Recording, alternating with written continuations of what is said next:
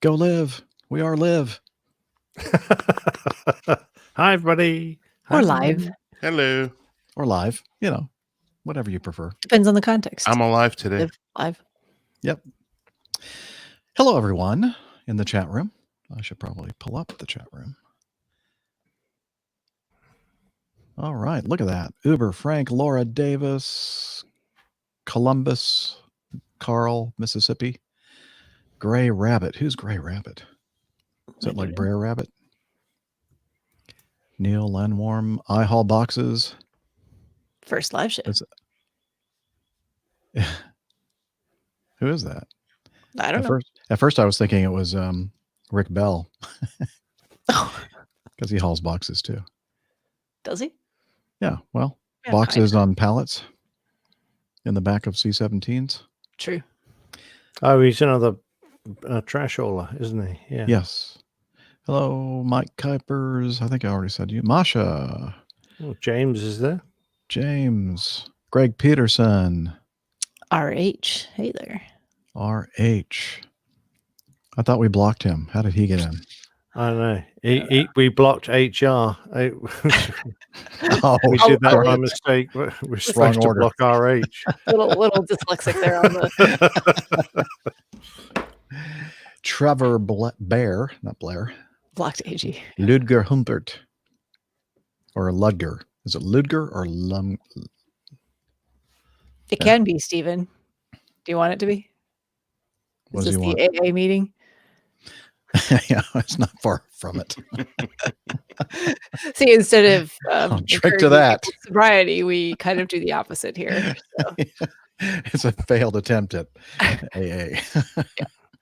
Cheers, everybody. Water in your glass? I don't have anything to cheers I have with. Finished my course of antibiotics. I'm finishing up some soda here, and then I'll move on to the. Okay, when you move on to the beer, let me know, and I'm going to get the can though at my ready. My cans of beer are downstairs. Mine's water. Water. Agua. Because like Captain Nick, I'm on antibiotics. Oh, I finished, so I'm free to drink. Oh well, okay. I'm glad you're done. How do you feel? Not a lot different to when I started them, but at least the swelling's gone down. Thank you. That's Amen. I hope it stays down this time. Be gone, swelling. Be gone. Exactly. I'll wait for him to put his earplugs in. Jeff, you'll be pleased to know that I didn't get an email, but in Evernote, it gave me the option because you shared it with me. I now have it. APG current show. Excellent. So I don't know if you have to share it with. Hopefully that works every time now. But I'm gonna do as you said. I'm gonna work off the to get used to it. Okay. There we go. Yeah. So we'll just do. Is intro? Do you have the access to that one as well? Yep, I have the only one I didn't have was the current show. Okay. I had the news, the feedback. I just didn't have the current show. Okay. Excellent. So there it is. Beautiful. Muy bien. Yes. All right. Let's go to intro. And let's do a sound check. No need to do our clapperboard because Steph can't get audio hijack to record. No. So I'll try again real quick. What are we going to mark her this week? C-? Me? Yeah. Audio Me hijack. or my computer. Everything will be just fine when she has that brand spanking new computer. Yeah, how long when you get that stuff? Yeah, when's it arriving? I haven't ordered it yet. We're all excited. Okay. I don't know. D-, Jeff, scrub that C-, D-. Oh wow! Damn close to an F. If I actually ordered it, I got to talk to Jeff about the specifications for the computer that I want after the show. So, not going to order big and fast and well, I mean, there is shiny. that option, but then it's like extra expensive too. Yeah, you don't want to spend more than you really need to. Spend $5,000 on a computer. No. Well, it is going to be built in China. Probably, you might want to get on that.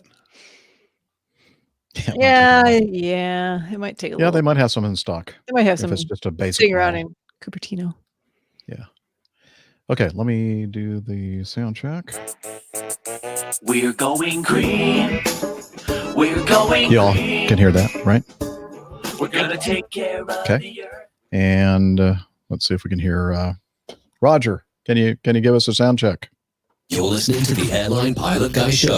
The view from our side of the cockpit door. WAPG. It's the Airline Pilot Guy. Airline Pilot Guy episode 423. Thank you. He sounded good. Was that the last show? That was. Are we on 423 or 424? Oh, good catch. I think I loaded the wrong one. Thank you for paying attention. You're welcome. Can I get my grade back up to like a C? Nope. I have a D plus. Harsh. Yeah. No, I think it's like a C minus. I'm gonna be. Yeah. I'm gonna be generous. Thank you. Give me back feel into the generous today. average category. Average. Hey, you guys are all A+ in my book. Liar. Airline Now, Pilot do Guy you, episode 424. Oh, wait a minute. That one doesn't have music. Oh, no. What's going on? Of course. It always has to be something. Maybe I should just go get my beer now. Oh, okay. Hang on. No. Let's try this one. You're listening to the Airline Pilot Guy. It's the Airline Pilot Guy. Airline Pilot Guy episode 424. Yes. But since you caught it, Steph, go ahead and get a beer. I got to finish this soda first. Otherwise, I'll just have Oh, okay. Beer and soda. beer and soda. Okay. Don't they? Isn't there a term for that? A shandy? That's like lemonade and beer. lemonade and beer. Yeah. I don't know how well soda would go with beer. It's a lot of carbonated things altogether. So I have a question for you, Jeff. In the Yes. notebooks, Yeah. I have APG 250 through like 295. Mm-hmm. If I take them out of my notebook here, would that affect you? I don't think so. Okay. Because I don't even see those. Yeah, because I've got like 250 through 290 something. Oh yeah, is that in the archive stack? It's under my notebooks. So Okay. Yeah. So what I'm in the process of doing is like moving, because they limit you to the number of notebooks you can have, and apparently we kind of maxed them out. And so what I've been doing recently then is taking out all the things in the individual notebooks and then just merging them into one that I call old news and feedback or something like that. And so it's like a catch-all. There are only how many files do we have in that one? 3,158. I don't think I have access to that one, actually. I was looking Do for you it the want other day. access to it? Because if you Well- do, I would say I was looking for it the other day because I was looking for something that came up just by chance, and I was like, "Oh, we just had a story about that," and then I could not find. okay, that. I can share it with you, but the warning about it is that because you remember what happened? It takes forever to. Yeah, it takes forever to sync up. Yeah. But I mean, if you do it like before you go to bed, and then the next morning everything should be synced up. Well, and maybe with my new faster processing computer. it Yeah, won't be- let's wait until you get your new yeah. computer. Let's not do that just yet. Yeah, because that might just completely kill the one you have right now. Anyway, Doesn't so need more struggles. you can delete which ones did you delete? 290 something you said? who me? Yeah. I'm at 257 right now. Okay, let me see. I still have a 257. So yeah, that's Well, just I have it on on- your local. Did you lose 250? It's 250 there. 250 is. Okay, so So it only affects your. It only affects me. Okay, cool. Yeah. Because I get rid of all this garbage while we're sitting Yeah. here. Intro. All right, sorry. Didn't mean to hold the Get show rid up. of that garbage. The garbage. Garbage. Garbage. Throw it in the All right. garbage. Let's see. I think we are ready. Liz, you good? Getting the thumbs up. All right. Control room. Control room. How about the volumes? Are the volumes So far, it's relatively good for me. Sounds even? good. Oh, Because last time you said it was kind of my signal was kind of No, you're good Low. this time. I Jeff. don't know what the deal was last week. Same exact setup. Well, all right, here we go. You're listening to the Airline Pilot Guy Show. The view from our side of the cockpit door. WAPG. It's the Airline Pilot Guy. Airline Pilot Guy episode 424. Yeah, he's up in the sky. It's the Airline Pilot Guy. Hello, you're listening to the Airline Pilot Guy show, the view from our side of the cockpit door, with your host, Captain Jeff, broadcasting live from Studio 1A at the socially distant APG headquarters in Roswell, Georgia. Today's show is recorded on the 7th of May, 2020. Yeah, he's up in the sky. It's the Airline Pilot Guy. Get your ride and it's flying by. With the Airline Pilot Guy.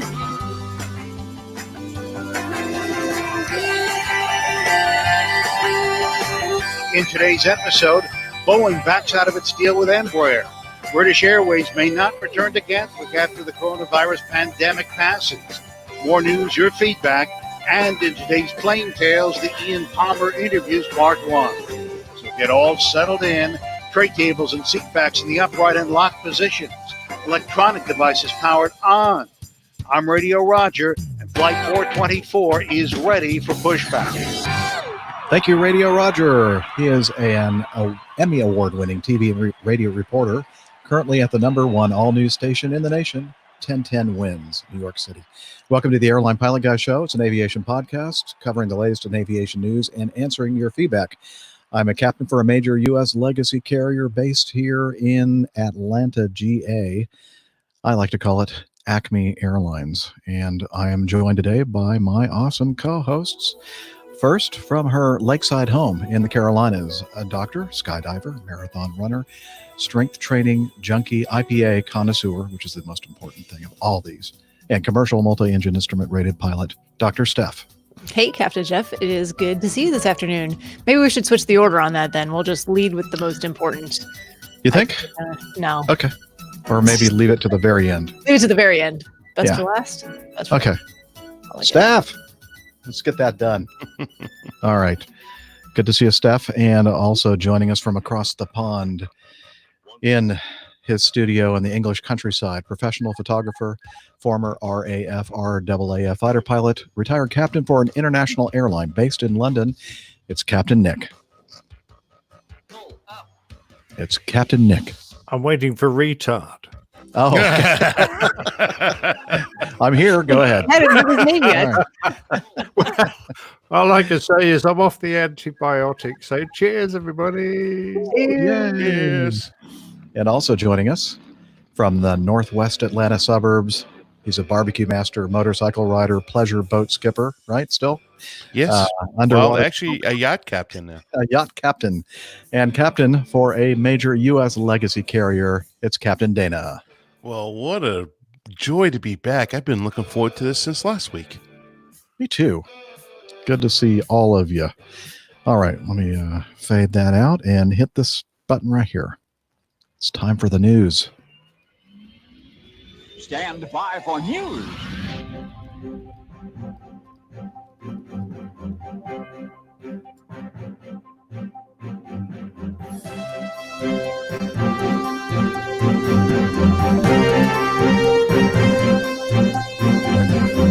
Ah, shoot.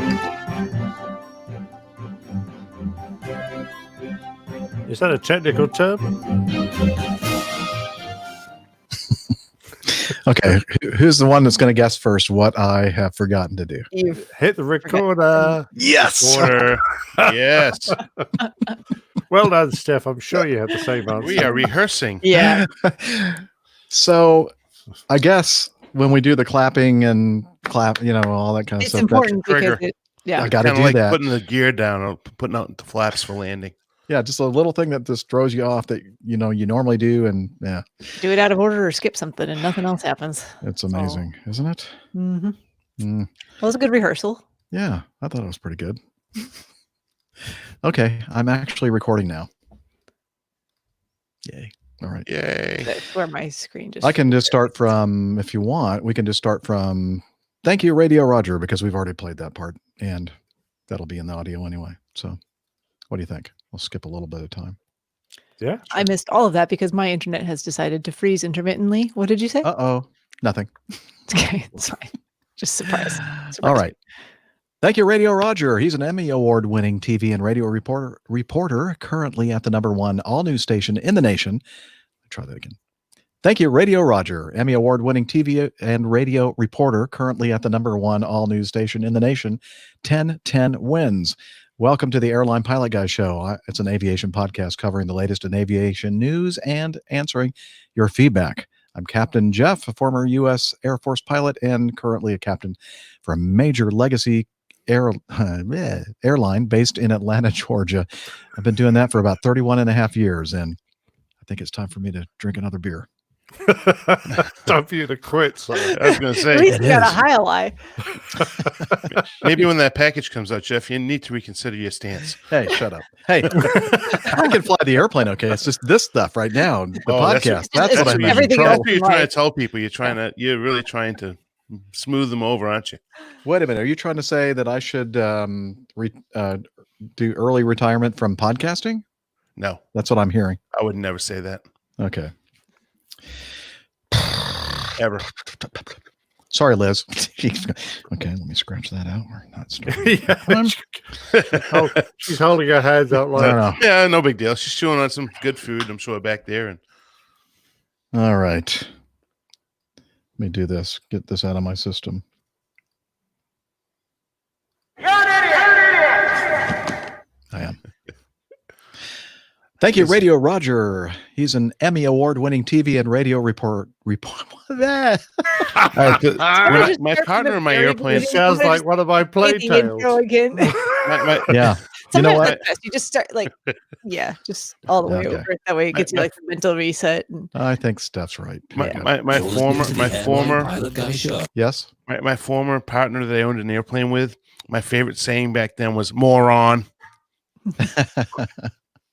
I need to say, I'm not pointing any fingers at all.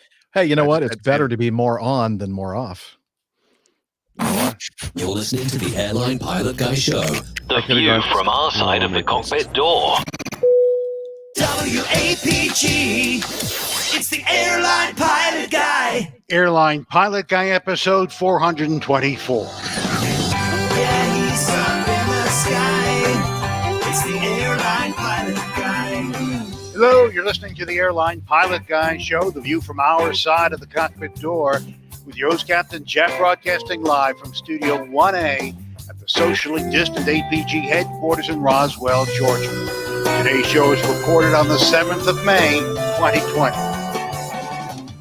Yeah, he's up in the sky. It's the Airline Pilot Guy. Put you right and it's flying by. With the Airline Pilot Guy.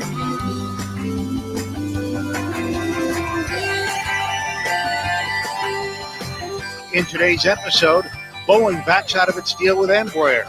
British Airways may not return to Gatwick after the coronavirus pandemic passes. More news, your feedback, and in today's Plane Tales, the Ian Palmer interviews part 1. So get all settled in, tray tables and seat backs in the upright and locked positions. Electronic devices powered on. I'm Radio Roger, and Flight 424 is ready for pushback. Thank you, Radio Roger. He's an award-winning, Emmy Award-winning, that is, TV and radio reporter, currently at the #1 all-news station in the nation. 1010 wins in New York City. Welcome to the Airline Pilot Guy Show. It's an aviation podcast covering the latest in aviation news and answering your feedback. I'm Captain Jeff, a captain for a major U.S. legacy carrier based in Atlanta, Georgia, which I like to call Acme Airlines. I'm joined today by my awesome co-hosts. First, from her lakeside home in the Carolinas, doctor, skydiver, marathon runner, strength training junkie, commercial multi-engine instrument rated pilot, and IPA connoisseur, Dr. Steph. there you go. Saving the best for last with the IPA connoisseur. I'll have one of those later on in the show. Have a feeling I might need it. Not sure what gives me that. Sure you will. But it is so great to see you again today. So looking forward to a great show. Awesome. And also joining us from across the pond, from a studio in the English countryside, professional photographer, former RAF, RAAF fighter pilot, retired captain for an international airline based in London. It's Captain Nick.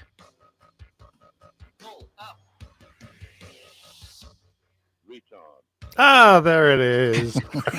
I'll have to stretch it out next time. Yeah, please do. Great to be back on the show. Your favorite retard. You're our favorite pilot.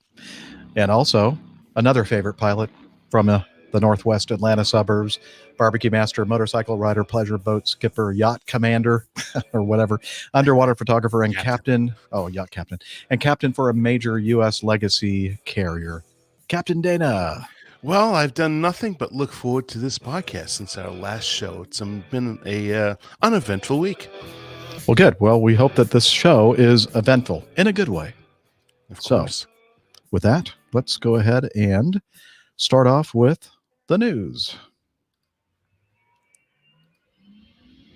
Stand by for news. And we are recording still, which is good. Luckily, I record in multi-track, so you will not hear this on the audio podcast.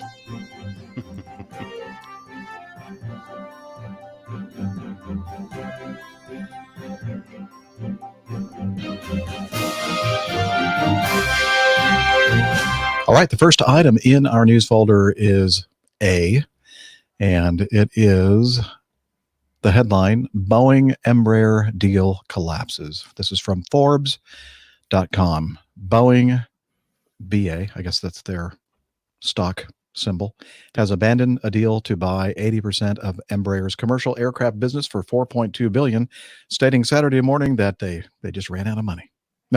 Stating Saturday morning that the Brazilian company didn't satisfy necessary conditions of the agreement. Embraer said Boeing was making false claims to back out of the transaction and that it would pursue all remedies. The deal was born out of the weakening prospects for smaller plane makers amid the increasing dominance of Boeing and Airbus, and the U.S. plane makers' desire to widen its lineup and add engineering resources. Its rationale was undercut by a sudden collapse of the aerospace industry amid the coronavirus pandemic. Boeing is under pressure to raise cash and slash production, with demand for new planes disappearing, and the agreed-upon price of $4.2 billion was looking increasingly rich, with Embraer's market value tumbling roughly 75% to $1.1 billion. $4 billion means much more to Boeing than it did back then, says Richard Abualafia. I know how to pronounce his name because I've heard him on that great aviation podcast called Aviation Geeks. Airplane Geeks? Airplane Geeks. That's the one I mean, not Aviation Geeks. Close enough. Ding. I know that name because he's been a guest several times on that, the number one aviation podcast in the world, Airplane Geeks podcast. And anyway, he said, yeah, the $4 billion means much more to Boeing than it did back then. He's an aerospace analyst with the Teal Group. Boeing will need at least $30 billion in external funding in 2020, according to Moody's, double the ratings agency's pre-coronavirus expectations. Boeing already funded about half of that need with a $13.8 billion term loan draw in February, and is weighing whether to apply for aid from the federal government. Okay, so bottom line, I can continue to read this very financially oriented kind of article, but we're aviation people and we want to talk about the bottom line here. And basically, things have taken a turn for the worse in the aviation industry, and Boeing just flat out does not have the cash to continue this deal. So not sure. But it sounds like they're trying to back out of it a bit sideways, Jeff, rather than just admitting it and saying that they just can't afford it. Sounds like they're trying to find a legal way to get out of it without any penalties. Does sound like that, yes. Well, do you blame them? They didn't. No, don't blame them. But I just think it's a little unfair. The deal's agreed. So, They didn't satisfy necessary conditions of the agreement, though. Whatever that I can't tell you how many times I've apparently.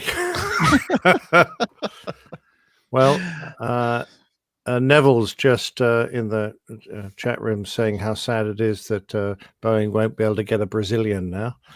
Well, they can join the rest of the world with missing out on their. And our producer has replied by saying it's a very hairy deal. And don't you start talking about that big bush behind me, okay? It's a mighty All right. fine rose bush. Yes, that is a very big bush. Oh man. So yeah. I've lost all control already, and it's like 3 minutes into the show. I apologize, You know what? to your listeners. I I have apologize. to say that Liz is not helping at all. She's not. She's supposed to be looking after it. What's that provoking. phallic symbol to the left of Nick's head, anyways? It looks like some huge Corn on the cob. building. Yeah, in Chicago. classic Chicago view there. Yeah, if you're wondering what the heck we're talking about, if you're listening to the audio podcast, which most of you are, you should check out every now and then our video because we have a lot of fun. No, I don't want them to see me. I might scare them away. Oh, we've No. already told them what we look like in the last episode. I'm a Heidi that's right. Klum, That's right. Heidi Klum, look alike, and we've got Jeff Jeff Foxworthy. Foxworthy and Denzel Washington. Yeah.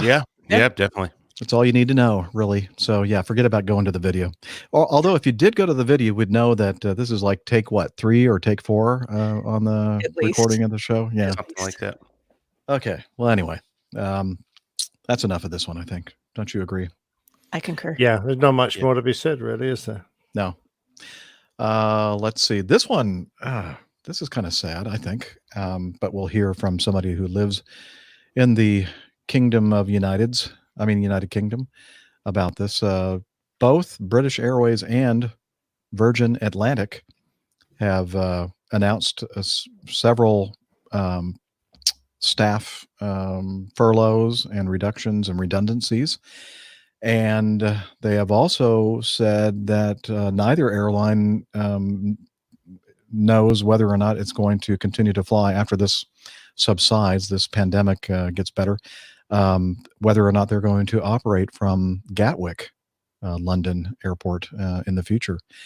That's the bottom line of both of these articles. I could read them all, but that would just take up time. And I think I got to the essence of these articles. And Nick, how is this going over in the in England? Well, Gatwick, of course, are devastated. You know, there are a lot of people employed at Gatwick, and if 2 of the major players in the airport pull out, put on top of their current problems, the airport's not barely moving. It's going to be devastating for them. So, the BA1 was slightly less clear.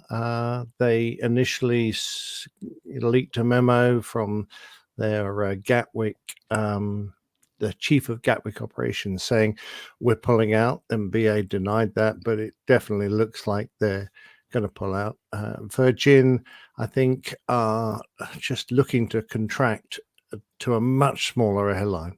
So they have both announced a pull out of Gatwick, and they're going to reduce their numbers by about 3,000, which is going to hit the pilot workforce pretty severely. Now, through the back door, I've heard that this is going to be quite a difficult decision on who goes, because the company apparently want to try and avoid doing a last in, first out, which is generally speaking the industry standard, in that the latest person to join the company is the first person to leave if you end up having redundancies. They want to reduce their pilot workforce in any way they want. Now, I'm reading between the lines here, so this may not be entirely accurate, but it looks like they're going to just chop the entire 747 fleet, aircraft and pilots, or certainly the vast majority of the pilots, en masse. So that's pretty sad, because obviously there's quite a few senior pilots flying the 747s, and that definitely does not follow the agreed principle of last in, first out. So that is going to be a very acrimonious problem between the pilots, I think, now and the company. And of course, there's very little that the pilots can do. I mean, they're in unions, but being in a union, if the company refuses to negotiate or deal, you have very few weapons in your armory. Generally speaking, it's withdrawal of labor and it's a pretty blunt tool. And in this current climate, where labor is not required because nobody's flying, that's a pretty useless weapon to have as well. So I anticipate a lot of difficulty for the pilots to negotiate reasonable circumstances for the removal of the pilots. And I see the same sort of thing happening on many other airlines. I think management may well, of many airlines, may well take this opportunity to rewrite contracts, to force new conditions of service on their employees.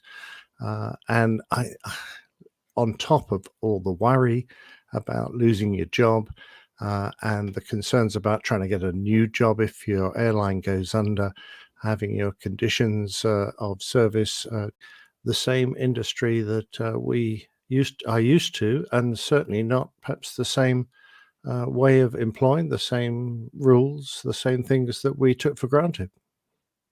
Yeah. Okay. Just a time out. Steph, you having trouble with internet? I am not, but I'm reading through the chat room here, and everyone on the YouTube stream seems to have lost the feed. Oh, really? Looks like Facebook seems to be working okay. Okay. Liz, have you checked the YouTube feed to see how that's doing? I think she's going to do that right now. It says now back. Having an issue.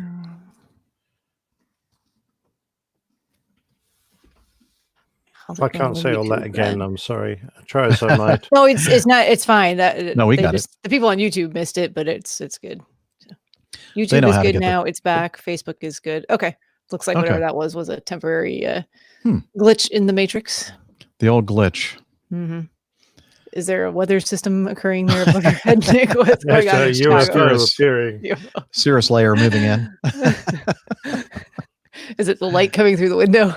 Yep, I've tried to close the curtains. They don't quite meet. Do you mind if I just have my arm in the air like this? Oh yeah, that's fine. like the old days, when you're holding onto the rabbit ears of the television. Yeah, like if I just have to keep it right. Stay right there the whole time. Okay. Getting back to this. I didn't realize that when I was reading this article about Virgin Atlantic, Nick, the entire number of people that work for the airline is like around 10,000. And I didn't realize it was that small because, our pilot group at Acme is like 14,000, just pilots. No, I quite understand that. Wow, the airline has a much bigger profile than it has in actuality, which I think is tantamount to the excellent image that Virgin as a group have managed to produce around the world. But no, the airline has only had about 45 aircraft. And I think it would love to have been a much larger airline and it would have succeeded. But working out of an airport like Heathrow as its main hub, where they're at 98% capacity, you just can't expand. So they would love to, I think, to have taken on, the world, but they've been restricted by the slots system and their inability to get more slots out of Heathrow. So that's always held them back. So will this be a bonanza for the low-cost carriers moving into Gatwick to take up those slots that are potentially going to be left by BA and Virgin? I don't think there were that many slot restrictions out of Gatwick. It wasn't quite as restricted as Heathrow. Heathrow is much more popular, so people were desperate to get in and out of there. And I think most of the low-cost carriers had almost as many as they wanted. I suspect they'll probably be able to use a few more. But there may be a chance for other long-haul carriers, and I'm looking here at the American carriers that already fly into Gatwick regularly to increase their number of transatlantic flights, perhaps. And I'm looking obviously way in the future now. I say way in the future, 2 or 3 years, when this is all over and transatlantic travel has returned to more normal numbers. All right. Well, yes, another impact of the Rona pandemic. And let's stay on that same theme. Last year we had a wonderful big APG aviation podcasting community meetup at Oshkosh and at the Whitman Regional Airport. That was for Adam in Oshkosh, Wisconsin. And the Air Venture takes place every year there. And they reluctantly, because of the coronavirus COVID-19 pandemic, they've decided to cancel this year's Oshkosh or Air Venture 2020 at Oshkosh. A lot of people are very disappointed by that, but I think that was really, they didn't have a choice. There was no other way to I mean, go. that's such a huge gathering of everybody. Mhm. But it's not like you can create a lot of extra space. It's already taking up, so many acres of land there. And it's pretty well packed from the campgrounds to where people are parking their aircraft and camping and, just walking through the airfield itself and all the exhibits and everything. There's no way you can keep people separated enough to keep them safe and healthy. Yeah, all that those close to- exhibitors and all the hangars exhibitions and everything. And it seems like if we were actually planning to go, it's still a little ways away, but it's really only 2 months, 2.5 July. months. So it's not a lot of time for, I don't think we're going to be anywhere near ready for something like that anytime soon. Nope. Unfortunately. They did hold on for quite a while before they finally said, yeah, we got to pull the trigger and say, yeah, it's canceled. I think they were hoping for some kind of miraculous recovery and everything would be back to normal and then they would continue to be able to host it. But nope, not this year. Yeah, the biggest problem is the restrictions. You don't know if they're going to be, whether they're going to be reduced at all, whether, right now, no more than gathering of 10 people. Yeah, groups of 10. Yeah. There were several layers of restrictions that they'd have to get through to be able to actually have the event. So, yeah, that was a foregone conclusion, I think. Yep, I believe you're right. Oh well, hopefully 2021, right? That's another. Yes. Hopefully I know that we'll have several of the people listening to the show in presence there next year. All right, item D. There's a benefit to that, Jeff. Yeah? Might give us enough time to be able to set up and get back there for the 2021. That's a possibility. I'm hoping we're going to have a lot of options for things to do in 2021. I think so. I hope so. Item D, a disgruntled BA employee is under investigation for an incident that took place in one of the hangars at Heathrow. A Boeing 777 and a 787 were covered at different times by 5 tons of fire retardant in an incident that happened on May 3rd. Or I guess, was this the same incident? I thought there were two separate incidences. I thought it was just one incident, but okay. So one incident and it affected 2 of their airplanes, a 777 and a 787. Yeah, the way I understood it, there were 2 aircraft parked in the hangar. Gotcha. Okay. Well, a disgruntled airline staff facing either redundancy or perhaps having to signed up for a cheaper contract. In other words, making less money. They think is the suspect. However, I think at some point, British Airways said that they're insisting that it was a technical issue to blame and not deliberate sabotage. So we have some pictures here. Should I try to show them to everyone? The video? Oh, yes. That's pretty. The video is impressive. great. I do not have the video. Oh, what a shame. Bummer. Oh, okay. Well, let me see if I can find the video then. Yeah, I'm sure it's on. Is it in the same? I don't think it's in one of these articles. Okay, let me do a. I saw it on search then on Twitter a bunch. Let's see, video. While you're looking, I have a question. Is the fire retardant material always that color? For some reason, I thought it was more like a white foam. This looks kind of like dingy, brown, like brownish mud. I thought it was some sort of like sewer leak or something at first. It's pretty disgusting. Like just as I was scrolling through the feed and I saw the video of it, I was like, "Oh my gosh, what is that?" But it's the fire retardant. I don't know. To be I don't truthful, I agree. have no idea. I suspect there are a few different kinds. Probably so. Probably so. This is the whole meal version as opposed to the bleached out one. Gotcha. So this is probably more healthy. It's better for you. better. to Yeah, have, exactly. yeah. All the nutrients. Yeah, all the nutrients left in. I think it was just all 931 sending a message to the management, maybe. I don't know. It could be. But, I mean, it's interesting that the management have come out saying it's not, because usually if they can blame somebody else... Yeah, that's what I thought was odd. Did you get a message from Al, Jeff? I did. Did you hear my phone like ringing off the hook? Okay, I'm ignoring it because I found what I was looking for. I think. Well, I think he was sending it to you, or he was sending you some other video. Maybe best not to open it. Yeah, he was hoping you were going to put that one on. Yeah, I'm ignoring. I tried. I've learned my lesson. You got to ignore anything that Captain Al sends you. All right. Let me see here. Can I open this in YouTube? No, it's not on YouTube. Okay. So let's see how to do this. And where is there's that window, share screen, and it's a Chrome tab, and I'm going to share the audio, and it's this one. What's the name of this one? Incident. Okay. Share. And there we go. It's definitely sewage. As I mean, that's what I thought. I mean, it's odd that it's pouring out of ground level.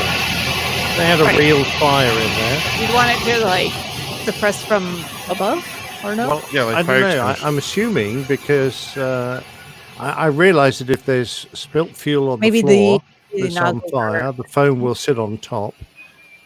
So perhaps that is... Is there somebody whistling in the background? Not me. No, in the video. In the video.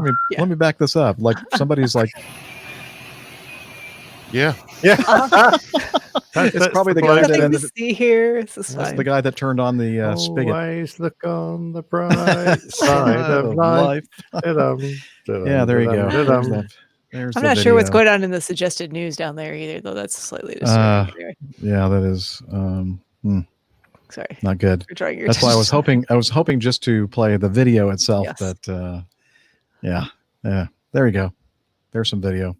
Have fun with it. If you're listening to the audio podcast, look for the link in the show notes, and then you can watch the yucky video. Yeah, it is. I guess until there's some sort of definite news, we won't know whether it was a failure or a deliberate attempt. But the fact is that stuff is not healthy for airplanes.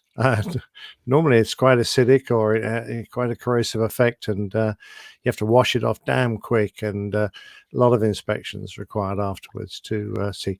It's one of the reasons why if we get a jet pipe fire on an aircraft, we're so keen to blow it out ourselves before the fire crews pitch up and start squirting fire retardant down the intake, because that stuff will wreck an entire engine. Whereas normally, if we can just motor the engine and blow out a jet pipe fire, that does no damage at all. So yeah, I suspect this foam is the same problem. Very toxic. Yeah, like my humor. Tom says you can aim those cannons, the retardant cannons. Ah. Oh, right. But wouldn't there be like an automated system that would just automatic? Like what if nobody was in there and the thing went off? I don't know. But maybe if this really was intentionally set up by someone, they could just point it at the ground and make a big mess and not ruin too much. Now, I don't know whether Al is pulling our leg or not, but he says it stinks, and he says it's part bovine blood based, which seems unusual that interesting. He would come up with that, make that up. How would he come up with that? Yes, that's a good point. Yeah, we'll take him at we'll take him at face value, shall we? Yeah, let's do that. Just this one time, though, Al. Yeah. There are some other comments here that I really can't repeat. All right. Enough of that. Let's move on to this embarrassing incident. Over here in the U.S. and I guess many parts of the world, various groups are doing flybys to support the troops and the first responders, and trying to give people out there positive feelings about the fact that we're hopefully getting close to the end of this, shelter in place kind of life, and trying to return back to normal. One of those groups was an Air Force group in New Orleans, I believe, right? I think so. Mine opens the wrong article when I click on that link. Oh, okay. No one was hurt after an aircraft part fell off one of two B-52 bombers flying over New Orleans. New Orleans, as part of the Air Force Salutes program. U.S. Air Force Captain Christopher Sullivan said an access hatch fell off one of the bombers around 10:30 a.m., landing on private property. Sullivan said someone who discovered the panel notified authorities and the Air Force retrieved the part. Sullivan said the missing panel did not affect the airworthiness of the plane, and it returned to the base after performing a flyover over Baton Rouge. A safety investigation will be conducted because of the incident. And there's several really pretty pictures of various scenes at least when they were flying over New Orleans. The U.S. Air Force and the Louisiana National Guard conducted the special flyover above several medical facilities in the New Orleans area on Friday. It was part of the Air Force Salutes program to thank Louisiana's medical professionals battling the coronavirus disease, which has claimed nearly 2,000 lives in the state and hospitalized hundreds of others. Two B-52 Stratofortress bombers and two F-15 fighter jets left from the air base in Belchase around 9:30 in the morning. The pilots were from the Barksdale Air Force Base in Bossier Parish. Bossier, I think. Sullivan said the Air Force is proud to honor the medical workers in New Orleans, and they were happy that the panel didn't hit one of them in the head.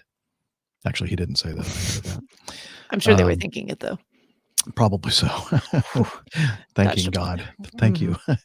The Air Force said the panel fell from a plane that was built in 1960-61-ish time frame. Well, I'm not surprised bits are falling off it. Yeah, really.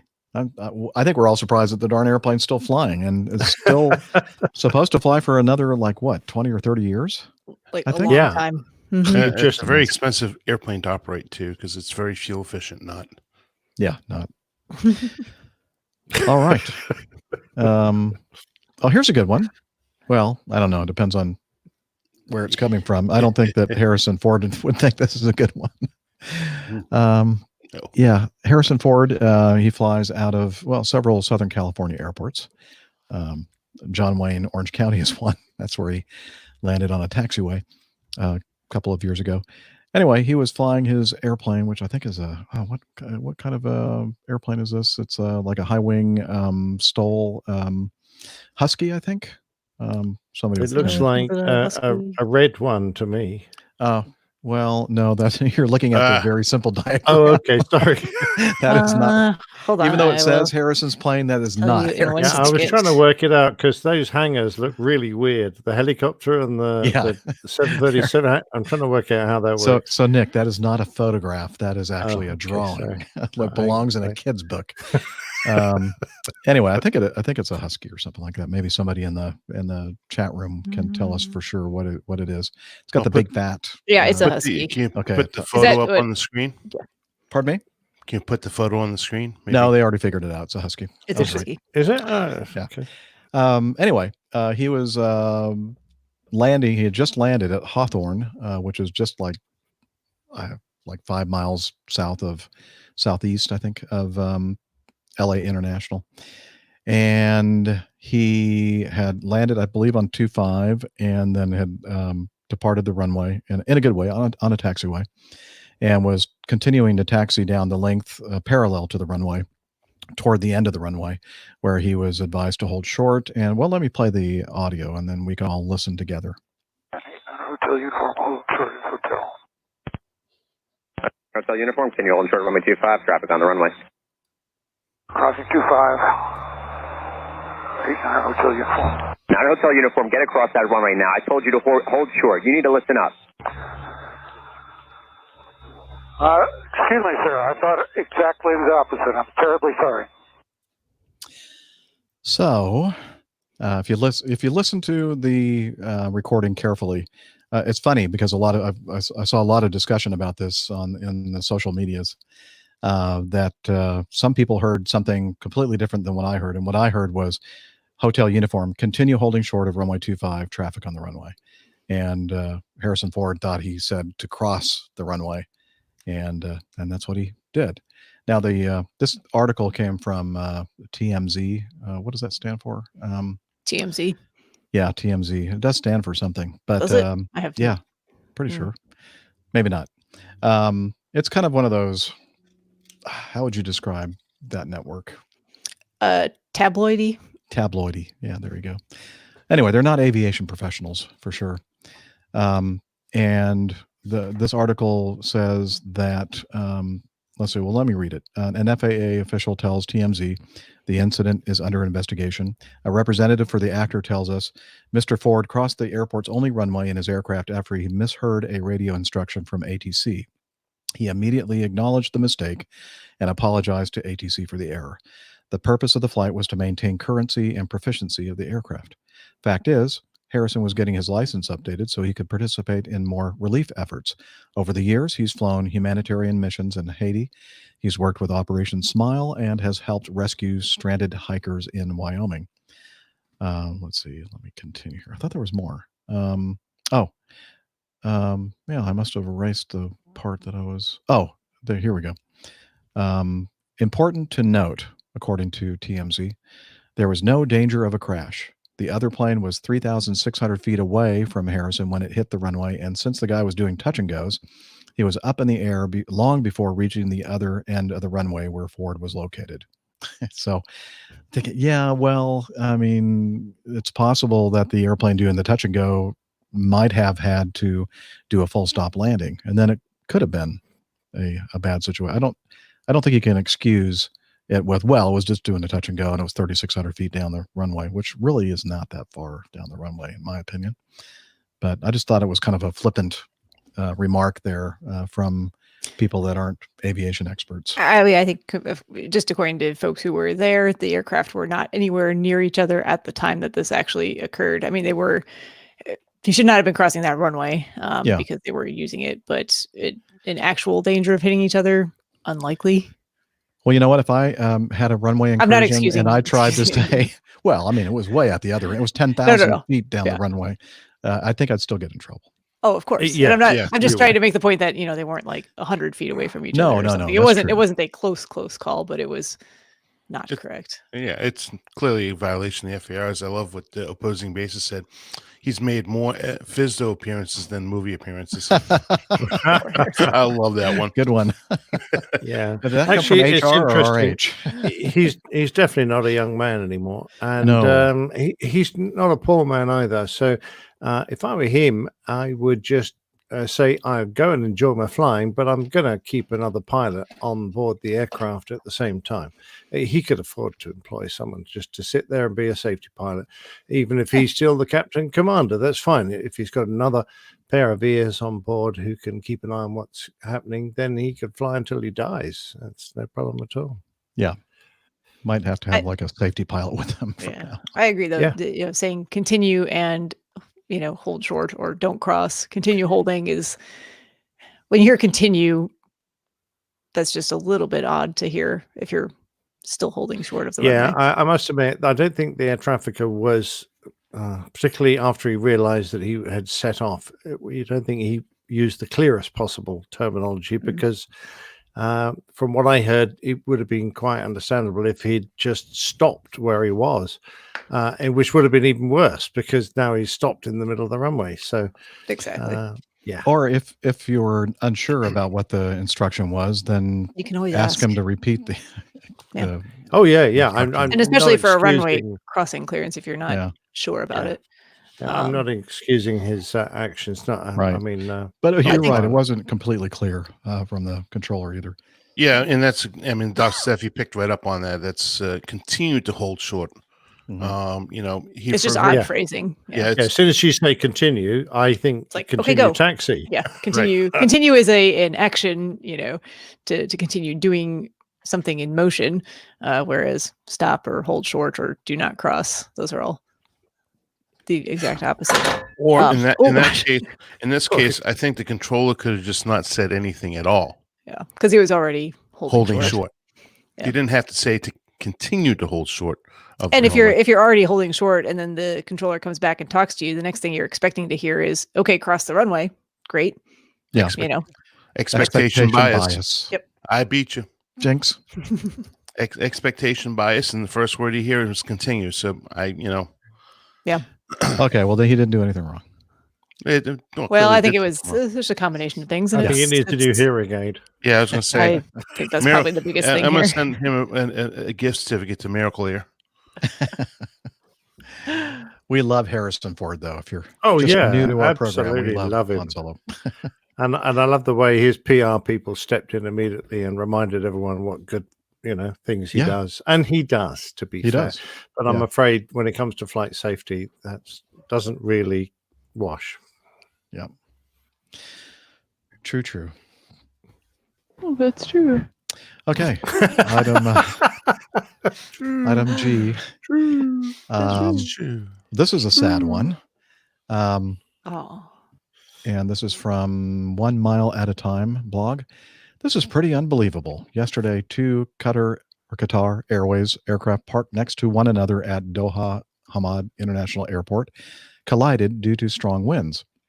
The planes in question were an Airbus A350-900 and a Boeing 787-8. At the time of the incident, there was a storm with winds gusting from 19 knots to 61 knots. Whoa! Yeah. Were you able to see the video? Yeah, I saw the video. That was nasty looking winds. And in fact, they were so nasty. How nasty were they? That the Boeing 787, apparently jealous of the Airbus A350 to its left, parked next door, decided to go ahead and crash itself into the A350. Take this. Yeah. You think you're so hot. Actually, I don't know why it only turned the 787 and not the 350. But anyway, and I'm wondering, we'll probably have a discussion of why it was able to move at all. But anyway, it did. And it looked like there was some damage. Here, let me try to see if I can share this so y'all can see it.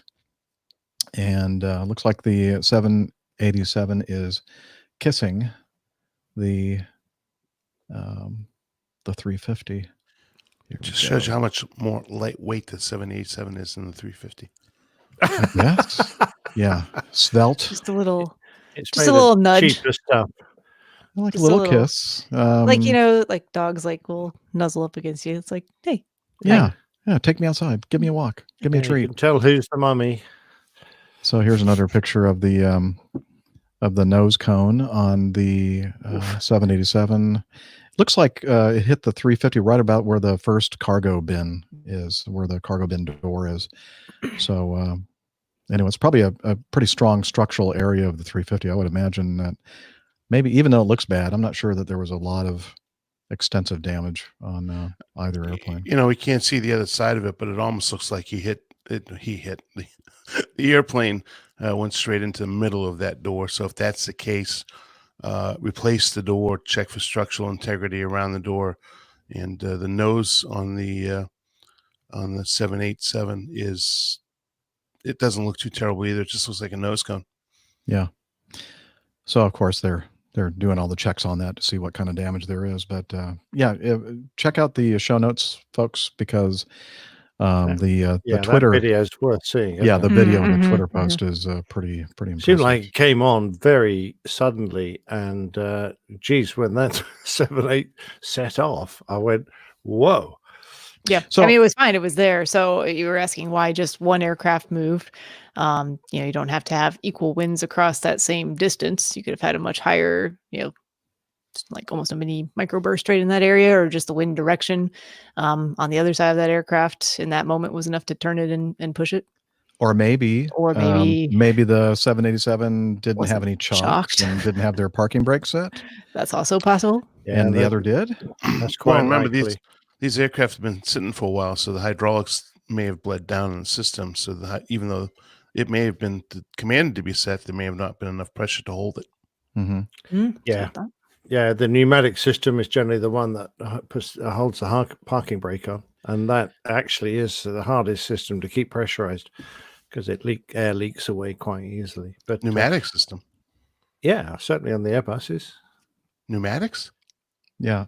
Yes, Data, Oh, wow. especially on the Airbuses. I'm surprised. How do you keep surprised. hydraulics pressurized? I've never heard that. I've always thought it was hydraulics. Well, So. it is, but it's through air. But I think the isn't it? 787 So brakes are electric, actually. Oh, really? Really? Really? Yeah. Somebody in the chat room can. That's a really good. That would be a really good idea if it was, because it takes a long time for the battery to go flat. I don't. Yeah, and regardless of what kind of system is installed there, I mean, you should have the thing chocked. If there's any chance that whatever the system is that's supposed to keep the brakes on, it can bleed off or potentially could. Yeah, and if the weather's forecast to be bad, and generally speaking, most people understand that, you don't just chock the nose wheel on and the back of the main wheels or whatever, where the slope is. You chock fore and aft, and if necessary, on the nose wheel, you can chock in all four directions so that there's less chance of it weathercocking, because that's what it effectively did. It was just like a glider. It tried to point into wind, so when the wind hit it, it swung. So. Yeah.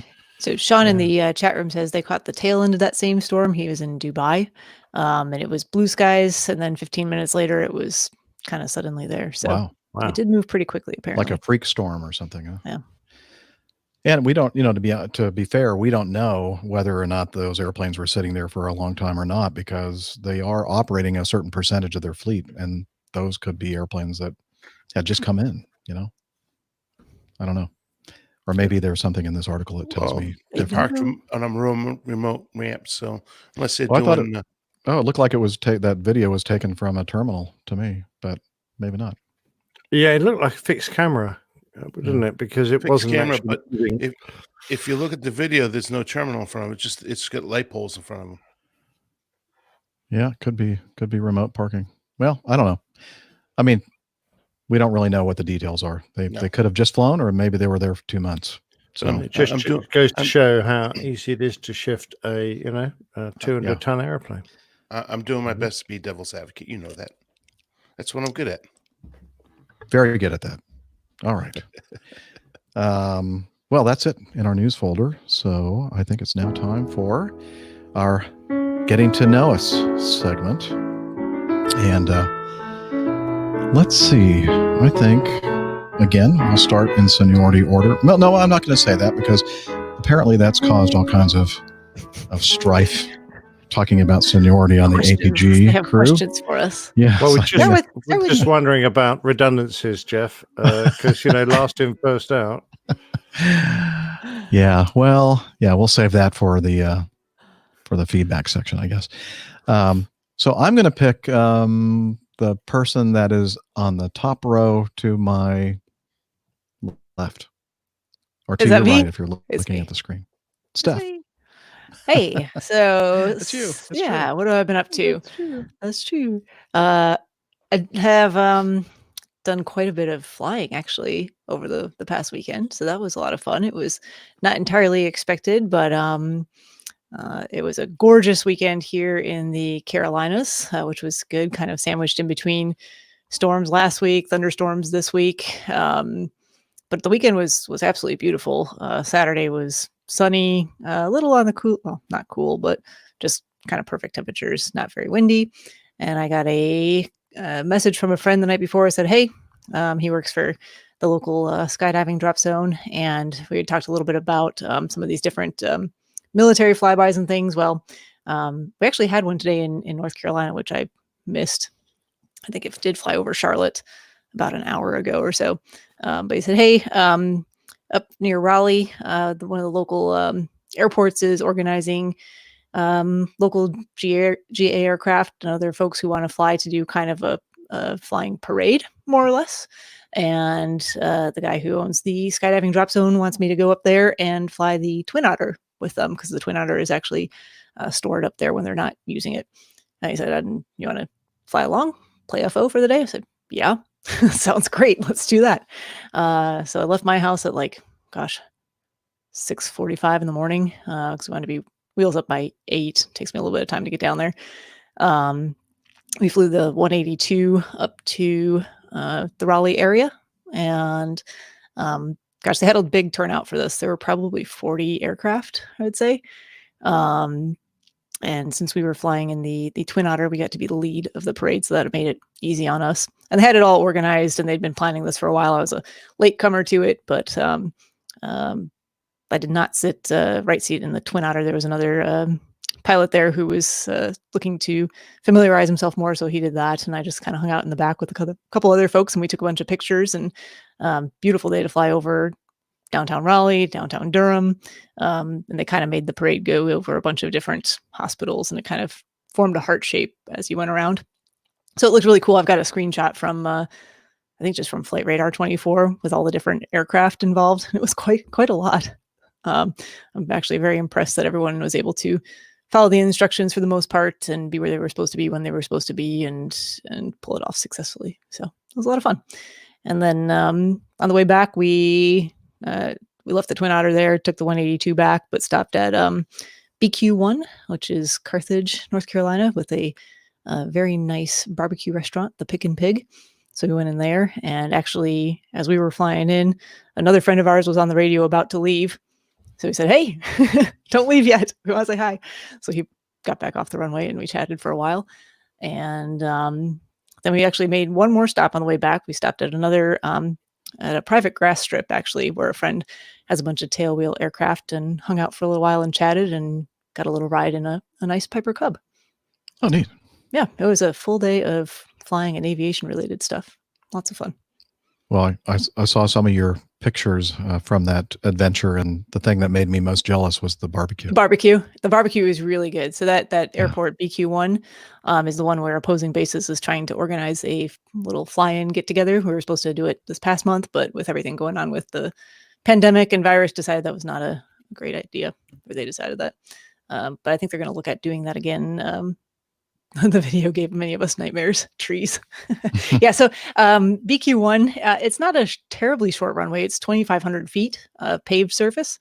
It's 36 feet wide and the parking is all along the side of the runway there. So it does give you kind of that narrow, tight feeling. And if you're landing on 3-1, the trees are rather tall on that end, and they've kind of cut out, an approach pathway through the trees where they've taken down the branches. But I think the last time they actually cleared that was maybe not this year or the year before.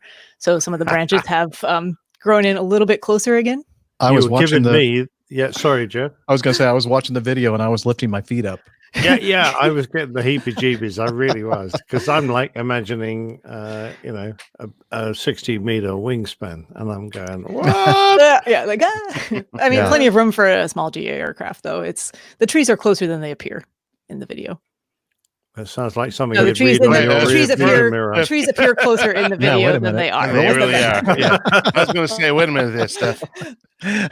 Reverse That's even worse. Reverse that. You're not making us feel better at all. Sorry. Hey, who wants to go fly in there with me? It's great times. I want to. But you can do the landing. Thank you. That's very fine. much. That's fine. And I was taking the video, so obviously that was not my landing. But my friend did a great job of that. Are you sure? Excellent. I'm sure. I would never doing fly the and video at the same time. Yeah. That reminds me of the A7 formation where the guy, this is years and years ago, and he was taking a video. It may not even been video. It may have been film, movie camera, and doing a video of or the filming of a turning rejoin, and not realizing that the perspective that you're going to have looking through the lens of a camera is going to be different than your actual perspective. Yes. And basically rode that turning rejoin line right into the other jet. Mid-air collision. Oh no. Oopsie. Yeah. Yeah. Not a good No, I will idea. show you in this case. If I know I said it backwards the first time, but the trees were further away than they Oh, okay. actually appear Good. in the Good, good. in the video. Although we did have a couple of backseat passengers. One of the I think he's part owner now of the drop zone, and his wife. And if you listen closely in the video, he goes, "Oh, those trees are close." Yeah, I was going to say, was that the screaming we heard in the That background? was the screaming in the background. Yeah. He's a skydiver, but he's not a pilot. Yeah. He's not used to coming back down in the airplane. Not used to making a lot of landings in the aircraft. No, he's so that was a lot of fun. It was a great day. Sunday was a beautiful day too. It was like 85 degrees. Had another friend come over and we just basically spent the whole day on the lake, and I got a little sunburned. Whoops. But it's all good. Yeah. I'm disappointed because I thought that there was no way that Steph could actually get sunburned, but apparently she Yeah, can. well, yeah, it doesn't last very long. It's like 12 hours of sunburn, and then it goes away. But So while you were talking about the beautiful day on Sunday on the lake, I got an affirmative nod of the head from the person in the square right below you, Steph, Captain Dana. So I'm guessing that maybe you have spent some time in your aqua vehicle on the lake. Yes, as a matter of fact, that's all I've done because there's certainly no flying to go around. Yeah, missing being behind the yoke and behind some throttles on my Mad Dog, and just not doing a whole lot. I spent the past weekend, although I did bid reserve. Did I bid? What's that? Yeah, no, that was actually end of April. So I was still a line holder then, and I had bid that weekend off. Originally, I was supposed to be down in Florida doing our annual Palaca long run down to Silver Springs across, I forget the name of the lake in Florida. But anyways, we had a very nice weekend on the lake, and that's really about all that I've had going on. Just some construction, still working on a few things around the house. They came to put the mirror in the bathroom, and by the time he got here, it was scratched, so he had to leave. And nothing really else going on. Pretty boring. All right. So you said you're on reserve this month? Yep. Okay. That's why you haven't been flying. Well, I had no choice. Well, I know. I'm just saying, I mean, that makes sense now. Yeah. Why you're not flying, because most of the flying is being done by people like me whose trips were basically canceled, but we're still on the hook for recovery flying. So most of the flying out there right now is recovery flying from our original trips. And it's not from a lack of trying, because I've put in some requests to fly and nothing has come my way. As a matter of fact, crew scheduling called me this morning. I looked at my phone. It's 8:00 in the morning. It's my last day of reserve. I'm thinking to myself, yeah, I don't think I'm getting assigned anything. At least I hope they're not trying to assign me into my off days with how many people we have on reserve. No, I doubt it. It was just a notification that you go on a rest at noontime. So I guess I could go get a nice frosty bourbon or scotch and partake. But yeah, I wish it was better, but it's just kind of waiting for that the final axe to fall on the displacement and see where it's going to end up. Yep, that has not been issued yet. We're waiting for that anytime now, when the airline figures out the airplanes they'll be flying and the staffing required and all that kind of thing. So yeah, my hat's off to all our brethren that the first notification came, not of a furlough necessarily, but of a displacement. I noticed we didn't talk about that, but 4,500 pilots over at United have been displaced or being displaced. So my hat's off to you guys. All right. Nick, yes, how sir. have you been doing, sir? Well, I'm very pleased to announce that I've finished yet another course of antibiotics. God, this clap's hard to get rid of, isn't it? Did somebody say claps? No. Lots of claps for you there. Thank you very much indeed. Sure. Much appreciated. No, the neck swelling has abated. I think it's completely gone, but we'll see. In the meantime, I've had a delightful time catching up with my old friend Ian Palmer, who is in the Facebook chat room right now, who was kind enough to let me interview him. Fascinating bloke. And he's got a really interesting life story, and we're going to find out about that later on in the Plain Tale. And that will be the first of 4 for that particular interview. So thank you very much indeed, Ian. And in the meantime, not a lot has been going on, really. I've been looking for any opportunity to get out of the house, but not much going on. But Jilly did need to have her sewing machine serviced.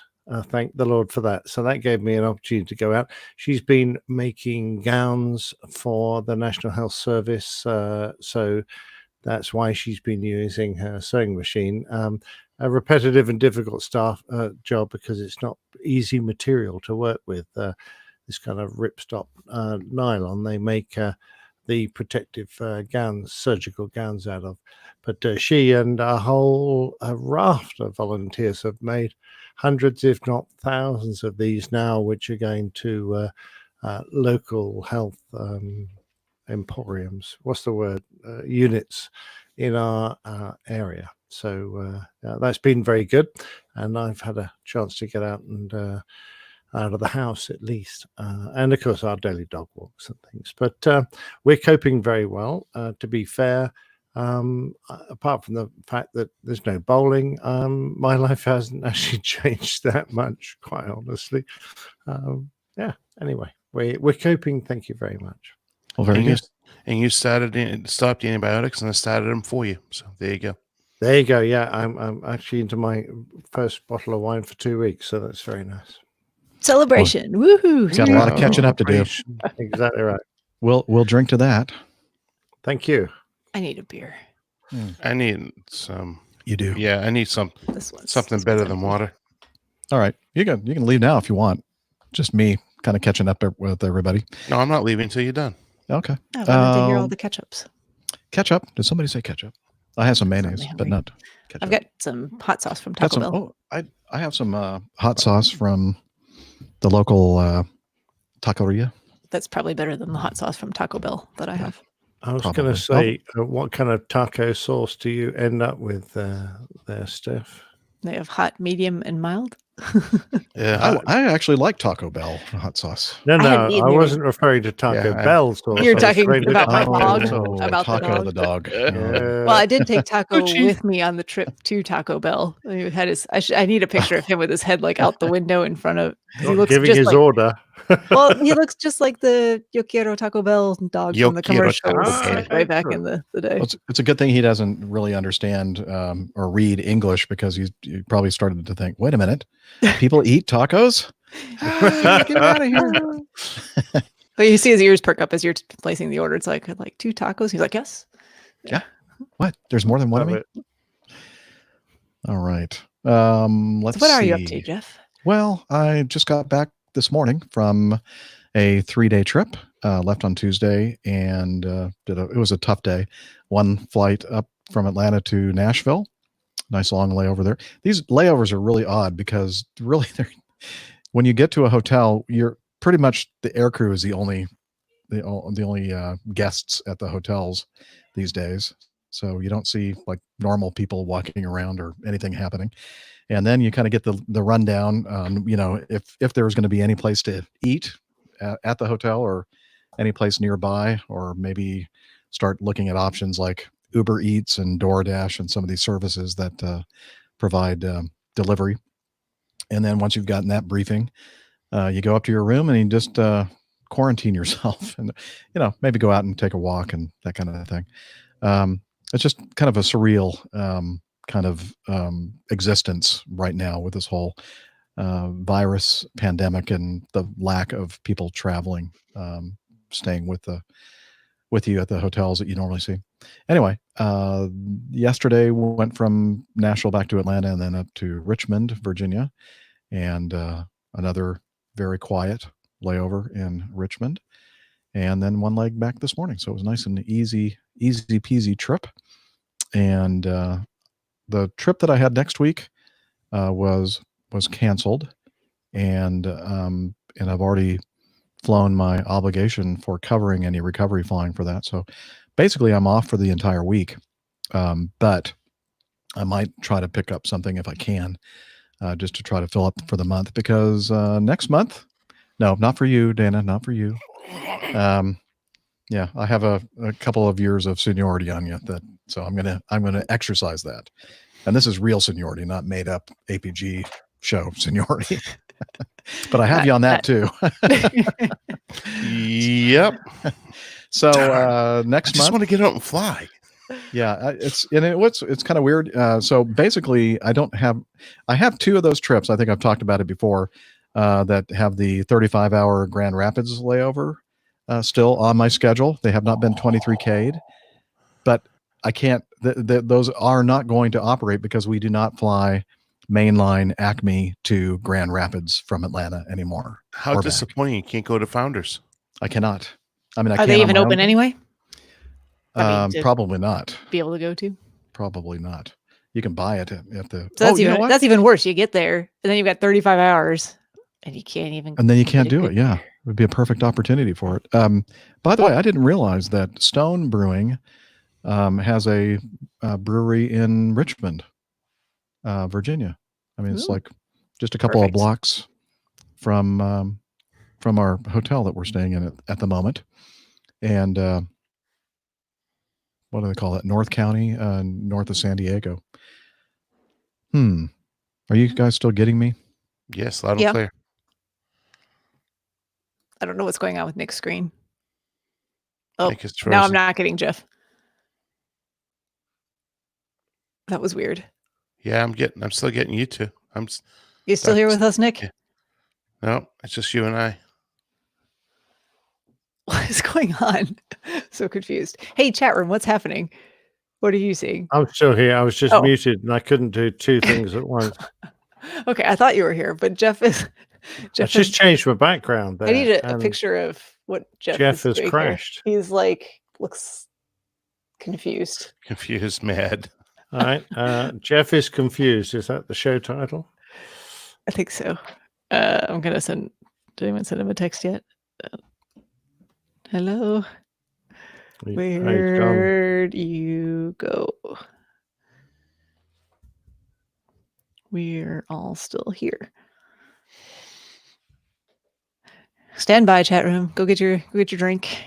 Yeah, I'm going to get mine while you're fixing this. Yeah. Well, some one of us should be here. If we're all like, we'll figure it out real quick. Jeff says internet died.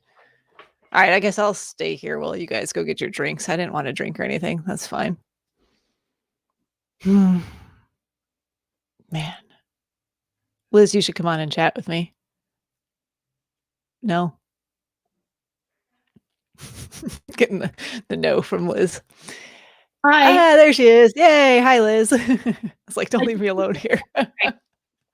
Cheers. Cheers. This is empty. It's like totally empty. I need to, my beer is downstairs, but I won't leave you alone here. I'll wait till one of the guys returns. So how are you doing, Liz? Everything okay in Toronto? Yeah, it's just really cold. We're supposed to get snow tomorrow night. Ugh, that sounds terrible. Well, it's just that time of year, right? Where weather swings wildly from one end to the other. You know, we had 85 degrees on Saturday, and then last night it dropped from like 70 to 50 in no time at all. Yeah, no, but even for here, this is pretty unusual. Cold. People are pretty unhappy about it. Yeah. Well, we've had a bunch of severe thunderstorms. If actually, I should share it on. I don't know if I shared it on Twitter or not, but the local weather guy put together a map of. He overlaid all of the tornado warnings that have been issued this year so far for our area, and they all come like right through where my house is, from like upstate South Carolina, like right towards Charlotte. Amazing. Hi, Jeff. And then I ran out and I realized that I'd been running around the town with my pants off all day. That was a funny story. Anyway, it's all right. Liz, did you see I got Liz to come on and chat with me for a minute? Oh, wow. Yeah. We talked about the weather. It's cold in Toronto. So this didn't just affect me. No, only you. Well, where did everybody else go? For beer. get They left me Oh. alone. I wanted a beer too, but they were like, "Nope, we're going. You hold down Well, the go fort." get your I was beer. like, I'll hold down the fort. Sounds good. Hopefully, as long as my internet stays. All right, be right back. I'll take pity on you, Jeff. I'll come back. Ah, thank you. I know. I don't know what's going on. Don't know what's going When are you on. getting that new internet installed? That's a good question. Yeah. I wish I knew the answer to it. Sorry, that was my phone. No problem. Yeah, I don't know, because the issue with the fiber not available at the, well, somebody is using, I think I'm Port, talking yeah. about that on the port, and so they got to do something to fix the other guys' access to the fiber before they can let me use my port. So what's the last thing they said about timing, or did they say anything? They said that hopefully within a few weeks. Mm-hmm. Yeah, I don't know. That's nice and open-ended. Yeah, they didn't want to be pressed for actual dates. So I'll probably give them a call tomorrow and say, "Hey, what's going on? It's me. Any updates?" Yeah. Any port in a storm. Yep. Need a port in the storm. Okay, there's our Dana back. I'll see you guys later. Okay. Hello. Hello. Trying to remember what I was talking about. What's that? Did your green screen cause you to? I don't have green screen going on my thing. Oh, it's a actual, real big screen TV behind me. That's what I should do. So go to Costco and buy one for $3.99. Yeah, I mean, this thing's a 65-incher TCL, I think, Chinese. That wasn't that expensive. And I bought it specifically for using it for this. And I watch TV on it as well. But kind of a bonus. Anywho, yeah, so I didn't mean to lose my internet signal. I don't know what happened there. Normally I'm hardwired into my router, but for some reason it's not recognizing the Ethernet. I don't know what's going on. I didn't have time to troubleshoot it before we started the show, so I'm just using Wi-Fi only. So I don't know if I lost internet or my network somehow just decided to take a break. It's just 2020, the year. It's just out to be mean to all of us. Oh, the year 2020? Yeah, just the year. Oh, okay. I thought you said beer, and I went, oh, beer. Yeah, it's just the beer. Oh, that's what we were talking about. Oh, sorry. Expectation bias. Oh, is that what we were talking about before I so talking about the brewery in Richmond? Yeah, so Stone Brewing. Oh, that's right. North County, San Diego is where they're headquartered, and Brandon Gonzalez and I had a nice lunch at the brewery, beer gardens or whatever they call them, in just north of San Diego last year, I think, or was it the year before? I don't know. Time flies when you're having fun. See, now for you beer connoisseurs out there, I was at this abstract liquor store that I never go to, and I saw this sitting out there, and it says "Death by King Cake" from Oscar Blues Brewery. I think it's out in Colorado. Yes, there's an Oscar Blues in Colorado, and also in Longmont, Colorado, and also in very close North to Carolina, very close to Asheville. Yes. Okay, so it may have been brewed in North Carolina, more than likely, and it's an ale with vanilla, cinnamon, nutmeg, cocoa nibs, orange peel, and pecans. Well, king cakes are super sweet. I know what a king cake is. I know Steph knows what a king cake is. Do you know what that is, Dana? Dana? It's a New Orleans thing. Yeah. Yeah. Oh, around Mardi Gras. Or Mardi Gras. And, they've put a little plastic baby inside of it. Little baby Jesus. Sweet little baby Jesus. So that's and whoever ends up with it. Yeah. And then when you cut the cake into pieces, everyone gets a slice, and whoever has the baby Jesus wins. I think so. They win. Yeah. Wins eternal salvation. That's the weirdest competition I've ever heard of. Yeah, Anyway. every year one of our friends who's originally from New Orleans sends us a king cake. So well, it's Nick. You have to understand, it's from New Orleans. It doesn't have to make sense. Yeah, it's New Orleans. That's the way you describe it. They Yeah. do. Okay. New Orleans is a place. You might need to explain that a little more. It's a crazy town full of just amazingly wonderful people who will party at the drop of a hat. It doesn't matter what it is, they'll have a party for it. I mean, like literally any day of the year, there's a Oh, yeah. parade for something going through town. It's amazing. To me. It's a great town. Okay. Yeah, Liz says she's really not sure exactly where we are as far as the timing of the show is concerned. So, yeah, if you're listening to this, and you're hearing my voice right now, you are listening to this. We have no idea where we are in the show. So it might be a 2.5 hour show. It might be a 3.5 hour show. So Either way, you might be lucky. Yeah. Whatever your preference is. Yeah. We could make, it's possible that we might make some people happy. It's possible. Yeah. Yeah. All right. So I was talking about the beer. We got over that. And so let's see. And so I was saying the rest of the month, basically, even though I still have these trips on my schedule, they're not going to operate. I don't know what I'm going to do. I just may have flown my last flight this morning. Who knows? On the 88, that is, and 90. So we'll see. And if you're just watching the show for the first time, the fleet that Dana and I are on, the MD-88s and MD-90s over at Acme Air, have been permanently parked, or will have been permanently parked in June, beginning of June.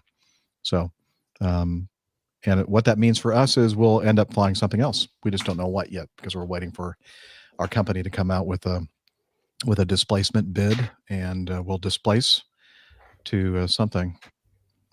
All right. I think Nick thinks he's muted, but he's not. Oh, sorry. It's okay. I just had to change a plug over because I can hear intermittent audio. Oh, okay.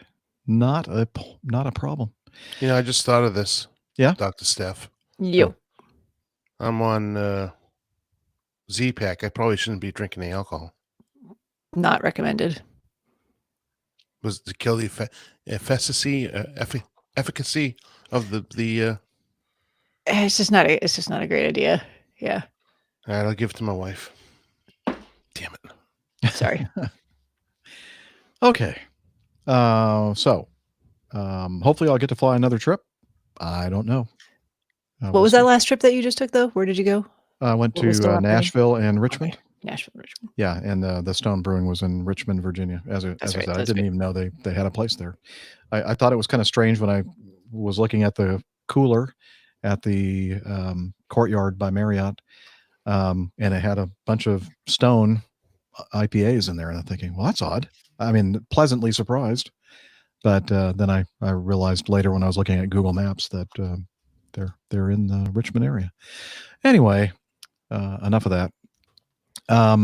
This Saturday is my son's birthday. He'll be turning 26 years old. I know it's hard to believe because I look like I'm 26. Yeah. I mean, huh? Yeah. I mean, like you could basically be brothers, right? Oh yeah, for sure. That happens all the time. Oh, you guys are brothers, right? No. No. And then Sunday here in the US, it's Mother's Day. So if you have a mom out there, don't forget to give her a nice card, flowers, or whatever. Diamond ring, something like that. And let's see. Last week we talked about jet fuel Java, and Jeff Jett, the proprietor, and he gave us a discount code. I'll remind you of that here in a second. But I used that discount code and ordered some more coffee. I think I already told you this is a really good one. They're called the Hidden Apache, and that's really, that's why I ordered some more. And then I decided I'd try this one, Go Get 'em Osprey. Nice. Or Osprey. We have to tell me which ones you like the best, because I'm not a coffee drinker, but it sounds like a good gift to give to others who are coffee drinkers in my life. So I've tried I trust your judgment on which flavors are. Yeah, the espresso roast, the one that was the Blackbird, good, but I prefer this one here, the Hidden Apache.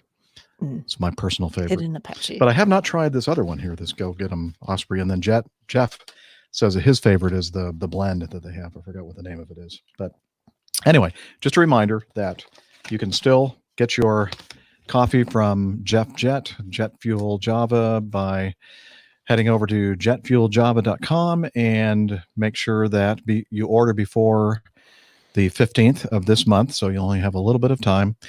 Use code APG423, and it works because I used it. 20% off. Again, the code What is happens APG. if you use APG 420? Then you get something different. You get a different package. It is the West Coast, right? And the Washington State. I think it's legal there. That grass that Laura Davis was talking about earlier. Yeah. We're on to you. Grass cuttings. Yeah. By the way, look at my T-shirt. I saw it. Oh, nice. I have one of those T-shirts too. I wore it into BQ1 when we flew there. Yeah, but I bet you didn't have to pay 20% VAT plus customs plus handling charge on top. No, these guys live up the street from me. So, like, there's no I know. charge on that. I'm sorry, opposing bases. This is going to be the last T-shirt I order. Well, just send your T-shirt to me, and whenever we get to see each other again in the future, I'll just. That's a good idea. I'll do that. I was just so keen to get it because it looked so nice, and it is nice. It's a great T-shirt. Mm-hmm.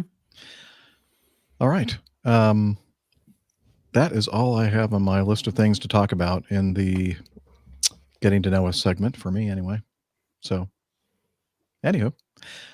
Just a reminder to everyone who is a patron on Patreon, still not charging for anything. So your pledges are not being charged. And I'm going to continue to do that for the rest of this month. And then we'll just kind of assess how things are going.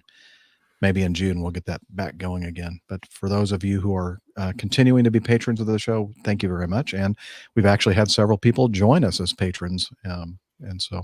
Well, that's brilliant. I have to say that because of the generosity of Ian Palmer, I've got 4 plain tails, more or less done, and I'll be able to produce some extra stuff for the Patreon feed. Excellent. So hopefully we'll get some more stuff out for that, because I noticed we haven't produced anything for a little while. Yeah, I keep meaning to do that, and I just like, too tired because I'm working too hard. Yeah, I keep meaning to do it, and then I just don't. Yeah. And then I think Rick was gonna. Oh, by the way, Rick sends his apologies for not being able to be with us today, but he picked up some overtime flying, and I think as we speak right now, he's out there on a trip. So hopefully he'll be back with us next week. And what else was I going to say?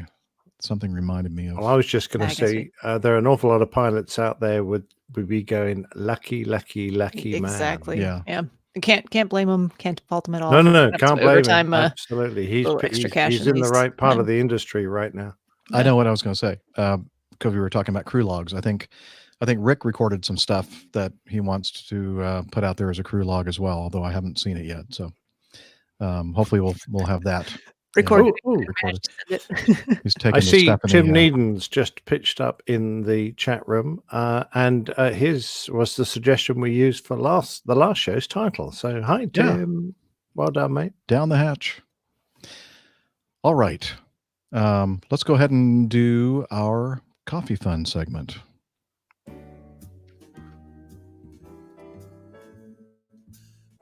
Johnny, how much more coffee? No thanks. I love coffee. I love tea. I love the APG community. Coffee and tea and the Java and me. A cup, a cup, a cup, a cup, a cup. All right. Just mentioned the Coffee Fund and Patreon and patrons and all that kind of stuff. No new patrons for between this show and last. But again, no problem because we're not charging anybody for anything over there. But we do have some folks that took advantage of the Coffee Fund Classic method, which is basically our PayPal donation page. And you can use that to do recurring contributions or one-time donations. And since the last show, we got a recurring payment from Randy Ackerman and William Driver. And then we got one-time or separate isolated payments from Alan Davis, and a very, very generous payment or contribution from, it says Matthew. I think it's Sean. sent us a really generous donation to our Coffee Fund Classic method. So thank you so much, Sean, and everyone else who has contributed to the show via the Coffee Fund. If you want to find out more about how you can do the same, please head over to airlinepilotguy.com/coffee. You'll be glad you did.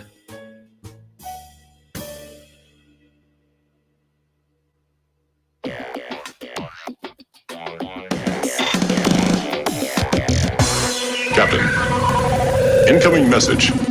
Okay, yes, it's feedback time. That means we go over here to the feedback folder.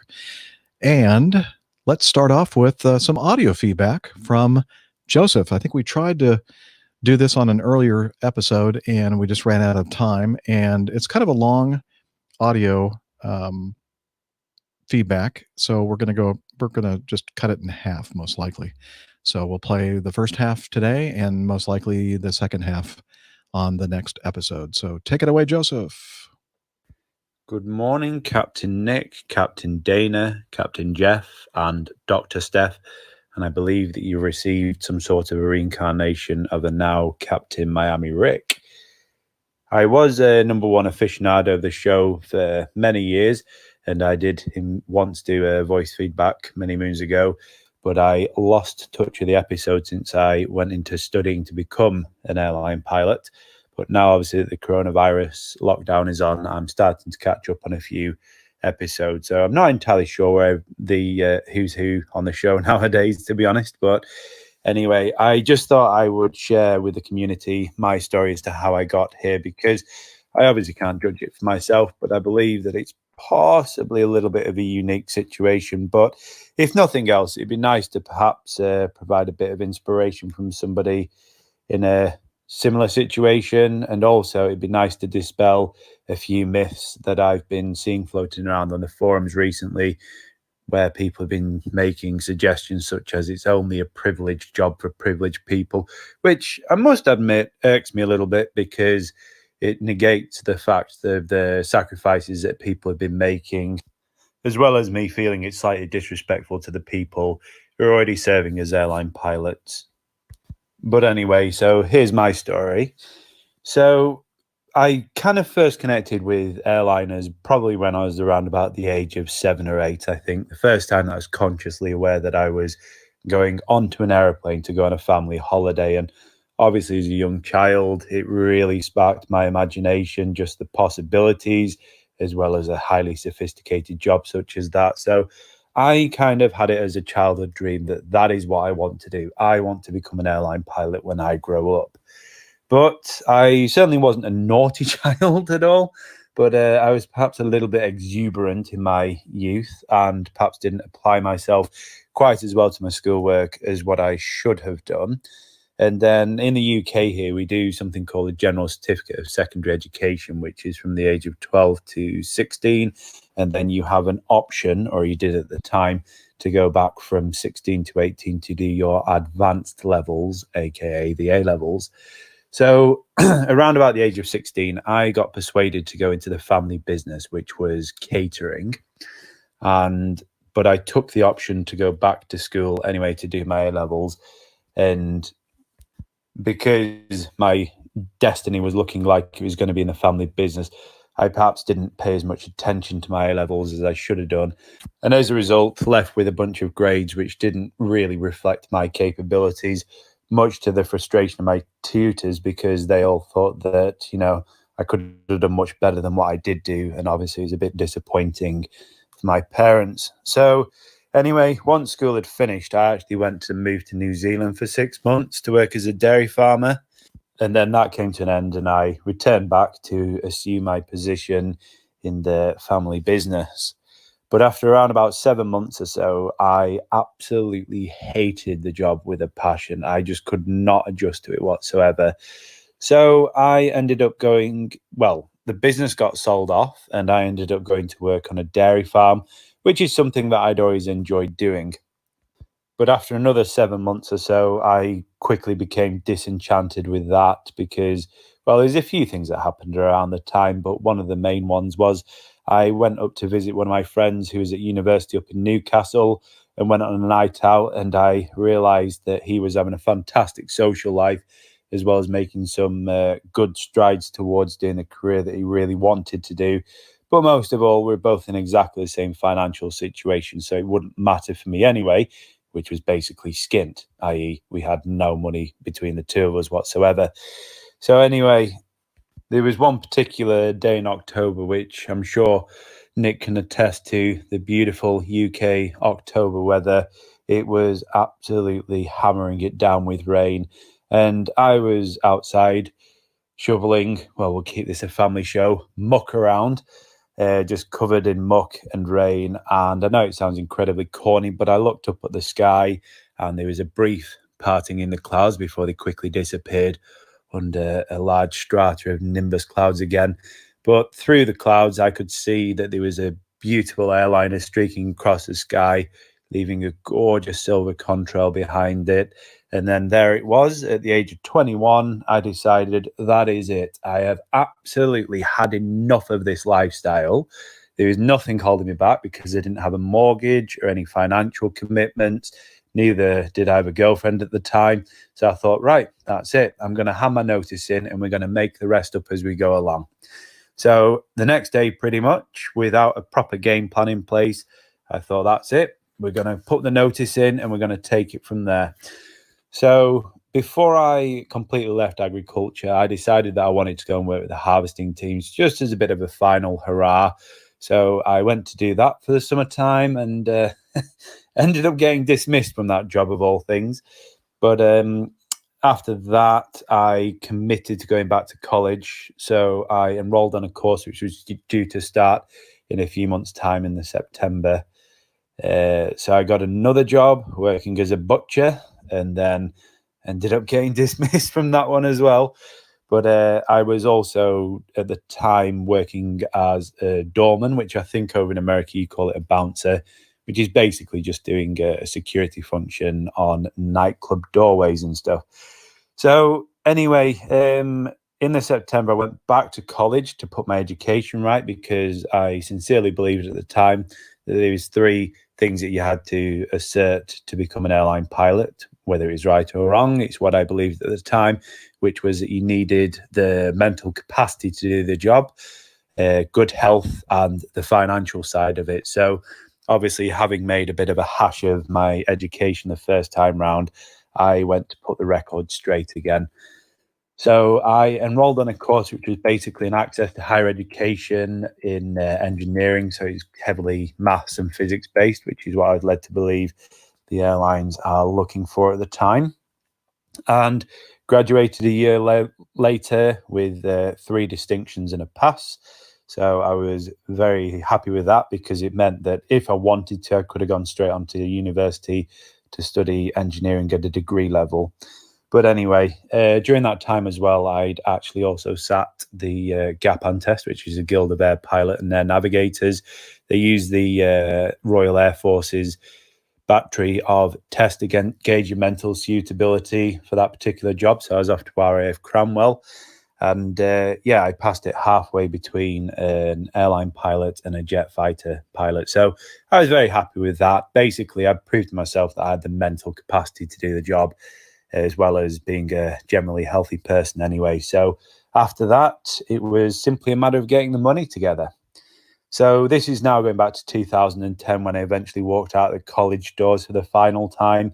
So I continued to work on the doors for a little bit longer on the nightclubs, and then eventually decided that it's probably best that I left that industry, to be honest, because it was all starting to get a little bit dodgy in the place where I was working at the time. So after that, I went to work with children with severe behavioural difficulties because it was a little bit more secure. You know, it was more predictable with time off as well as being entitled to paid leave and such.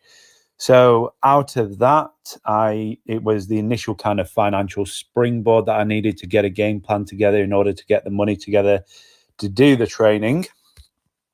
And so I thought the best way of getting the money together to do this without any formalized kind of apprenticeship or proper degree or something was to enter the oil and gas industry and possibly look into doing truck driving on my days off. My initial intention was to actually just go straight offshore, working as a cook or a cleaner, because it still paid reasonably good money anyway, more than what you need in order to survive, let's say. So off I went to do my offshore survival course, thinking, oh, well, it'll be a bit of a struggle, but eventually we'll get there. And it just simply didn't work. I obviously passed the course, but after several months of trying, it just didn't work. So the school that I was working at with the children actually closed down, and in my redundancy package, I paid for my HGV licenses, which is to drive trucks or semis or whatever you call them over in the States. So I did that, and then pretty quickly ended up going straight back into work as a truck driver. So that was a point, which was about 2012. I was starting to live beyond my means. And so I started to save the money up in order to obviously get onto this course. So I worked for a few months, and then it was actually at a funeral that I met an old school friend who, it turns out, was actually working in the oil and gas industry as an industrial radiographer. And he said that your issue is regarding getting into that line of work is that you just don't have anything to offer the industry in terms of training. So he said that if I went off and got my license to become an industrial radiographer, he would try his best in order to get us some work. So from the truck driving, I paid up for the radiography license, which was about another month in training. And off I went to do that, graduated with some pretty good grades in that as well. But literally a month after I graduated, the oil and gas industry crashed massively back in 2014 there. So okay. That is part one of Joseph's aviation journey. And we're going to hear part two, most likely either later in this episode or perhaps the next. We'll see how everything works out. The suspense. Yes. So interesting story so far. Man, he has been involved in so many things. Yeah. That's amazing. I'm really curious to see how all this works out. So yeah, me too. Yeah, all right. we some of us had a slightly tortuous journey to where we've ended up, but this one has to take the biscuit. It's not that Truck straight driver, line path. It's here, radiography. there, so many and- tangents. Yeah. By the way, it just makes you very well rounded if you've been able to experience all those things and do a good job of it and finally get to where you want to be. There you go. It's great. I was just going to say for Tim, that's last week's art work in the background there. It's Jeff. Yeah, that's me just hanging out. Hanging out there, Jeff. Literally. Is that how you normally fly the aircraft? That's how I just like to hanging out. Yeah. I'm not qualified to fly that airplane because it's a very complicated airplane and only the best of the best. Yeah, it's can fly got that. 2 hold buttons. Take off. And land. Yeah. What about you cruise? just got to remember which one to press when. That's Are they color coded? Yeah. Okay. Green and green. Uh-oh. Wait a minute, green and red. No. Well, not if you're colorblind. Red stop. You don't want to stop in the air. That's not a good thing to do. All right. Well, thank you, Joseph, and we'll hear from you later. Let's move on to item number 2 in our feedback folder. This is from Glaucus. Again, I think we're saying that correctly, right, Steph? As far as I remember, Glaucus. Yeah. Haven't heard from him in a while. He says, "Hi, team. Hope you're all well during this unprecedented time. It is sad to see so many shops closed, so many people out of a job, and so little or few airplanes in the sky. I have exhausted my stock of shows as I now have to car commute from Sydney to Canberra every week. That's quite a drive, actually. Is it? How long would that be? Well, everywhere in Australia is a long way. Yeah. I mean, it's not as long as like Sydney to Perth, but it's not exactly next door. That's for sure. Many hours. Yeah, a few hours. That's for sure. He says because his company has directed them not to fly. With that, I've met a serious side effect of the APG syndrome, the abstinence. So please keep the episodes and crew logs coming. Here is an article regarding our now troubled, I looked away, Here is an article regarding our now troubled VA, Virgin Australia, on a recovery flight from Europe to Australia. Maybe a multifaceted question to Captain Nick. When these types of flights are to take place, do you receive any sort of notice prior to being scheduled to fly them? Do you participate in any way, shape, or form in the trip planning? Do you have to go through any sort of extra training to be able to fly such a trip?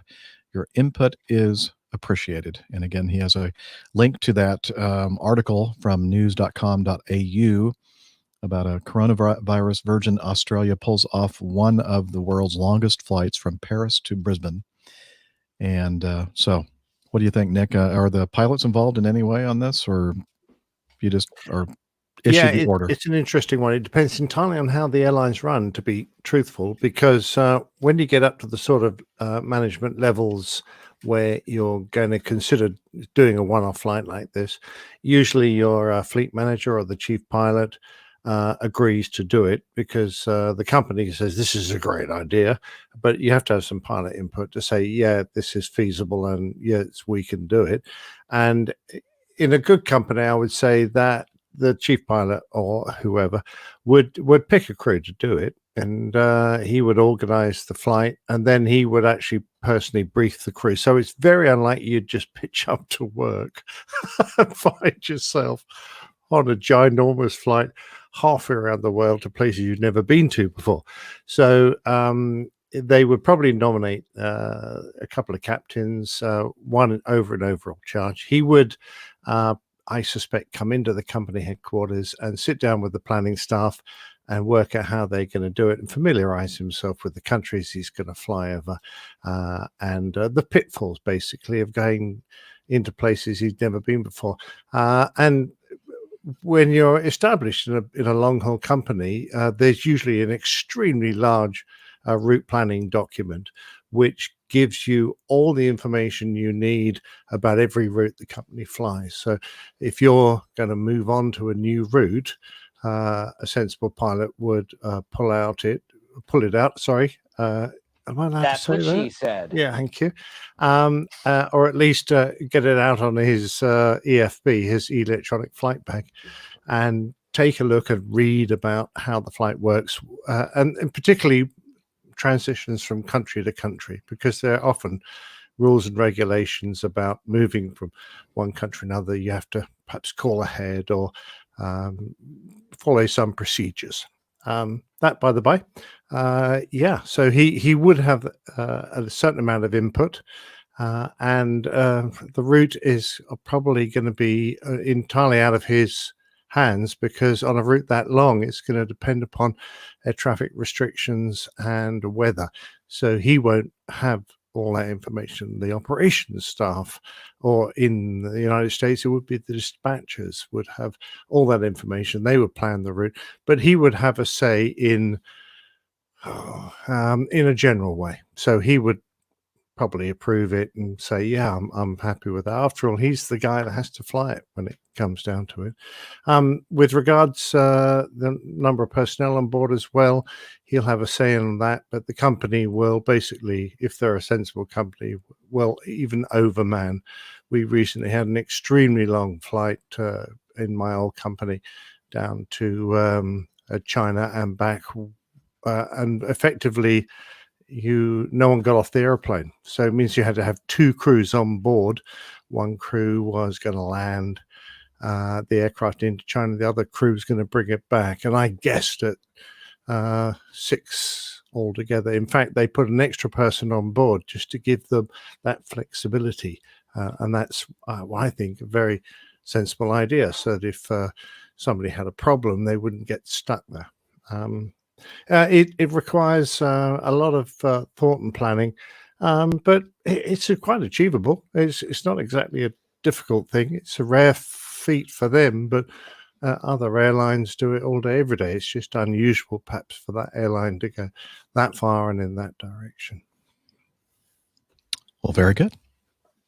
I wish that Rick were here, because he asks a final quick question to Miami Rick about flying the 747. So, I can answer that. Okay. So here, Miami Captain Nick. They say, let's see. They say it goes with we should never meet our idols, but you managed to do that by flying the 747. Well, was the experience in line with your expectations? No, it was terrible. It was horrible. Is she a really nice machine to It fly? was going to be wonderful, and it was such a disappointment. It's very, I'm sorry to hear that. Why is it that I feel like I could have just predicted Nick's answer word for word verbatim? I can't know why you say that, Steph. That's dreadful. It's true. Well, I'm glad that you were here to answer that, Miami Rick. Shall we save that for Rick for the next show that he's I guess in attendance for? Looks I like, don't know. I think you did a good job. It was a good try, Nick. It was a good try. Thanks. It was believable. Anyway, Glaucus G-Man goes on. The dream of flying is still there, however, getting further away with this crisis. I'm trying to line a few things up to resume my training, but it's not easy with the current scenario. Let's hope we can talk about COVID-19 soon as a thing of the past and resume our normal lives. Thank you for the excellent show. Your company is really appreciated on my long weekly commute. Clear skies, unlimited visibility, and God bless. Cheers, Glaucus. Again. Sorry. Oh, was that some kind of an editorial comment about his feedback, or? Oh, he just said God bless you. So. Oh, I see. Okay. Gesundheit. Very clever. Yeah, hopefully just a temporary pause and things. Right. Focus. Oh, geez, yeah. My heart really goes out to everyone who we have in the past encouraged to, move into our industry because it's one of the most wonderful things in the world to do, and the fact that advice now is proving to be disastrous for some folk really hurts me. It really does. It bothers me even more because I've been very instrumental in a lot of people deciding to move. Well, to be fair, though, I think that when we've given this advice, we've always said, this is, and before the pandemic, these are unprecedented times as far as people getting into this world of professional flying. But we always threw out a caveat, like, unless something happens like 9/11 or whatever, you know. As I would say, a worldwide occurrence of some type of something catastrophic, and something you can't foresee. Mm-hmm. Yeah, and if we just advise someone to open a pub or restaurant, we'd be saying the same thing. Surprisingly, a restaurant just opened down the street from me, and they've been doing great business with their takeout and to-go orders. So there you go. Well, good silver for them. lining, I suppose. Yeah. Mm-hmm. But I think, this is a bump in the road, is a rather large bump in the road. And I think we're all confident that, it'll take some time, but we will recover from it and things will be better. So, yeah. All right. Item number 3. Oh, more feedback, audio feedback. This is from Captain Cool, and we're not kidding. His name is really Kool, Captain Will Cool, and he sent us some audio feedback. Here we go. Okay. And apparently I need to move these faders up so that people can hear this. Here we go. Greetings, APG crew and community. This is Captain Cool here. Just wanted to take a quick moment to tell you about a podcast that my friend Hunter Bevis has been doing. It's called Time in Flight, and he started it a couple years ago when he was a flight instructor. And he just talks to different people to get their stories and hear about their different paths in aviation.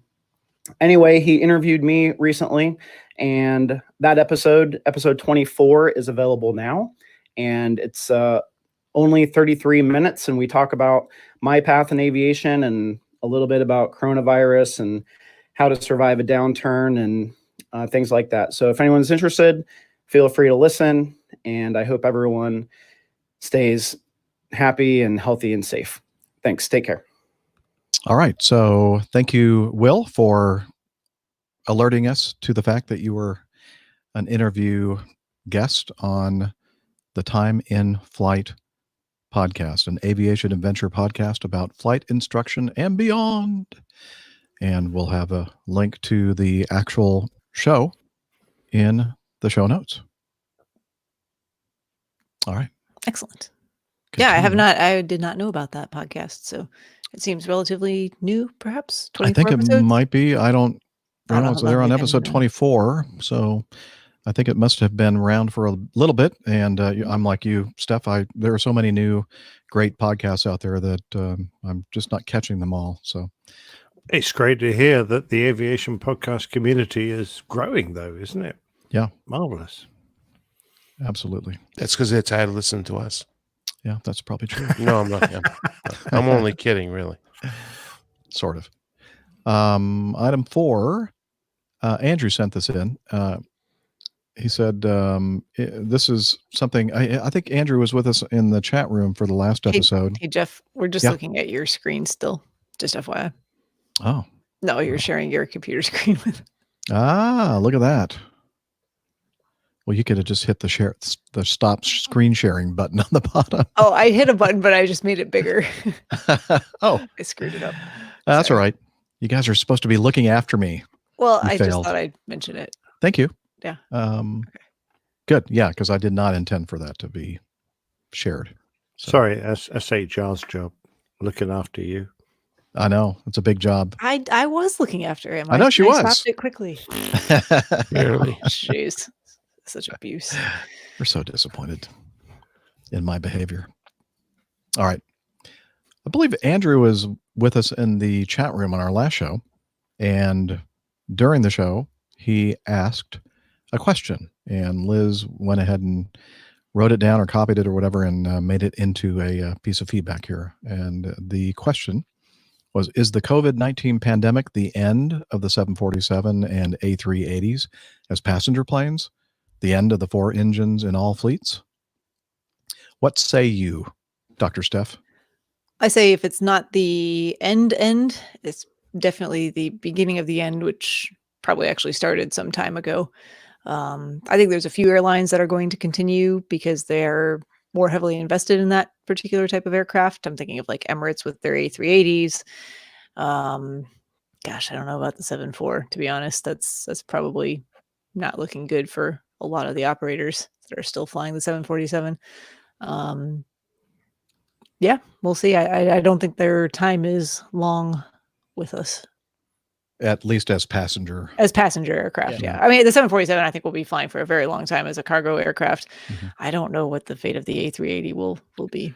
Well, I've heard some news articles suggesting that Airbus are going to start freighting up some A380s. I did see that. I wasn't sure about the definitiveness of that. And there's a chance that those airframes, they're valuable, will be able to complement the 747-8, which is a pretty impressive freighter, and of course the many 400 freighters around. And contribute, because I think if airlines can't move passengers around, they're very happy to move freight around. I just don't know how they'll handle putting freight on that second deck. I don't think they have to. I think they can probably put remove the very heavy stuff on the bottom deck and the lighter stuff on the top deck. A lot of freight gets bulked out. So the airframe isn't big enough. It's not the weight that's the problem. And I think if you pick and choose your customers who want to move stuff, helium balloons, that's always a favorite for freight. Very light. Yeah. Like you hardly have anything at all. You almost don't even need to start the engines for that. You just cram enough helium balloons in there and the thing will lift off the ground by itself. Everyone hopefully nobody in the crew smokes. Yeah. And you'd be so surprised at how many people are out there flying around helium balloons. It's amazing. Yeah, absolutely. Yeah. No, you're quite right, Dana. If they're going to turn it a proper freighter, they'll need to structurally reinforce the second and third decks, or perhaps strip out the top deck and just make that a bottom deck and then a huge cargo hold. Yeah, structurally, does that deck need to be there structurally for the aircraft, or no? Does anyone know?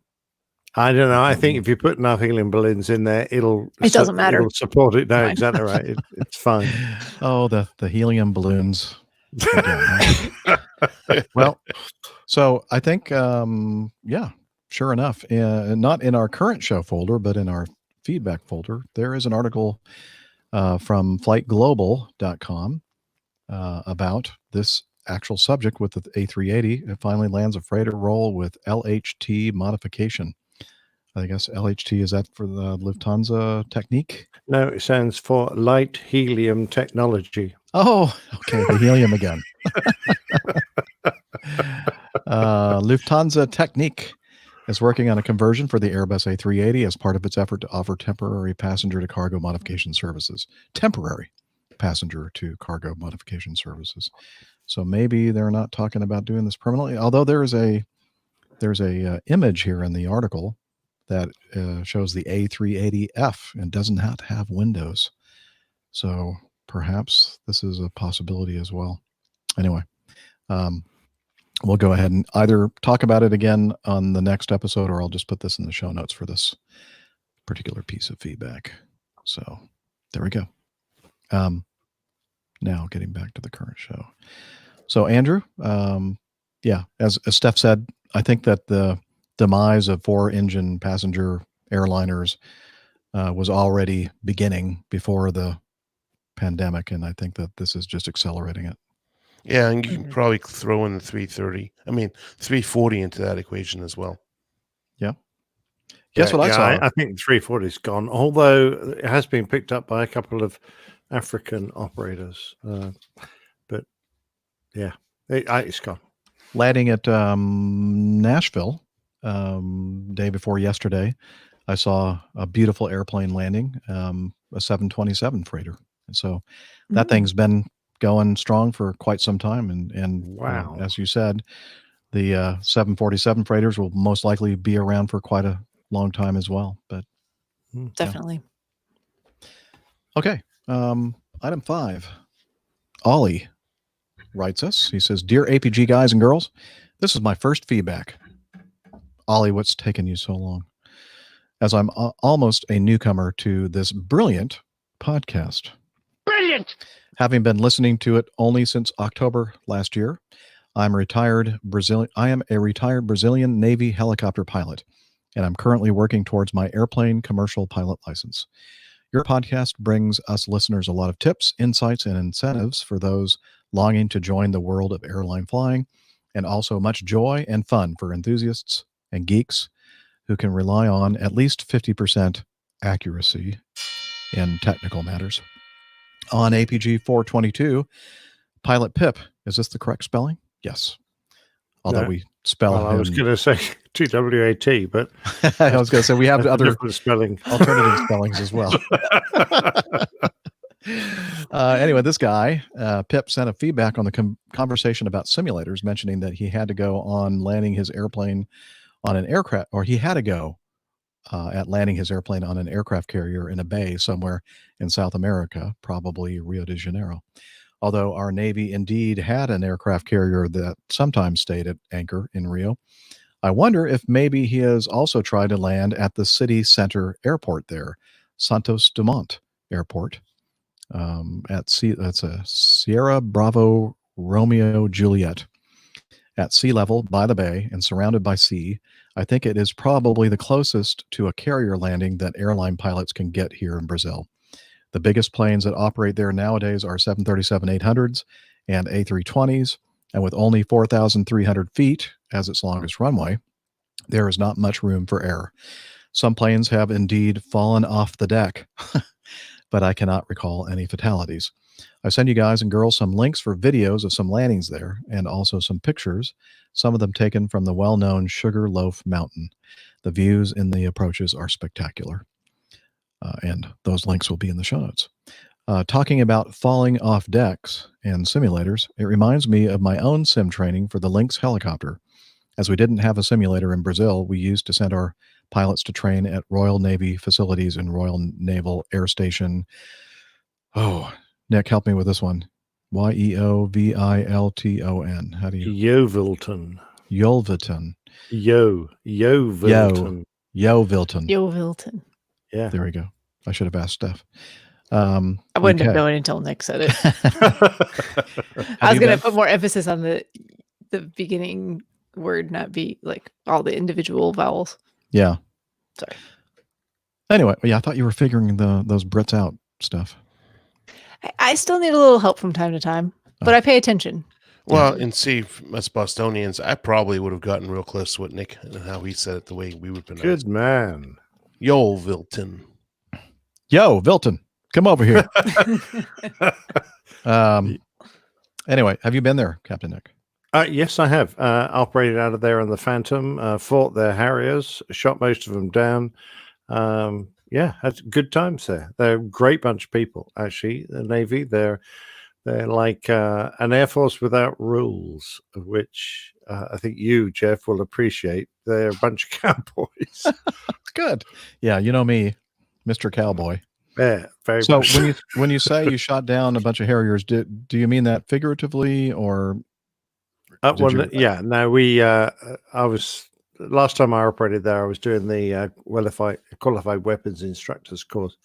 We did a deployment down there and did dissimilar air combat against the Sea Harriers down there. I was just wondering if I had to cut that out of the podcast. No.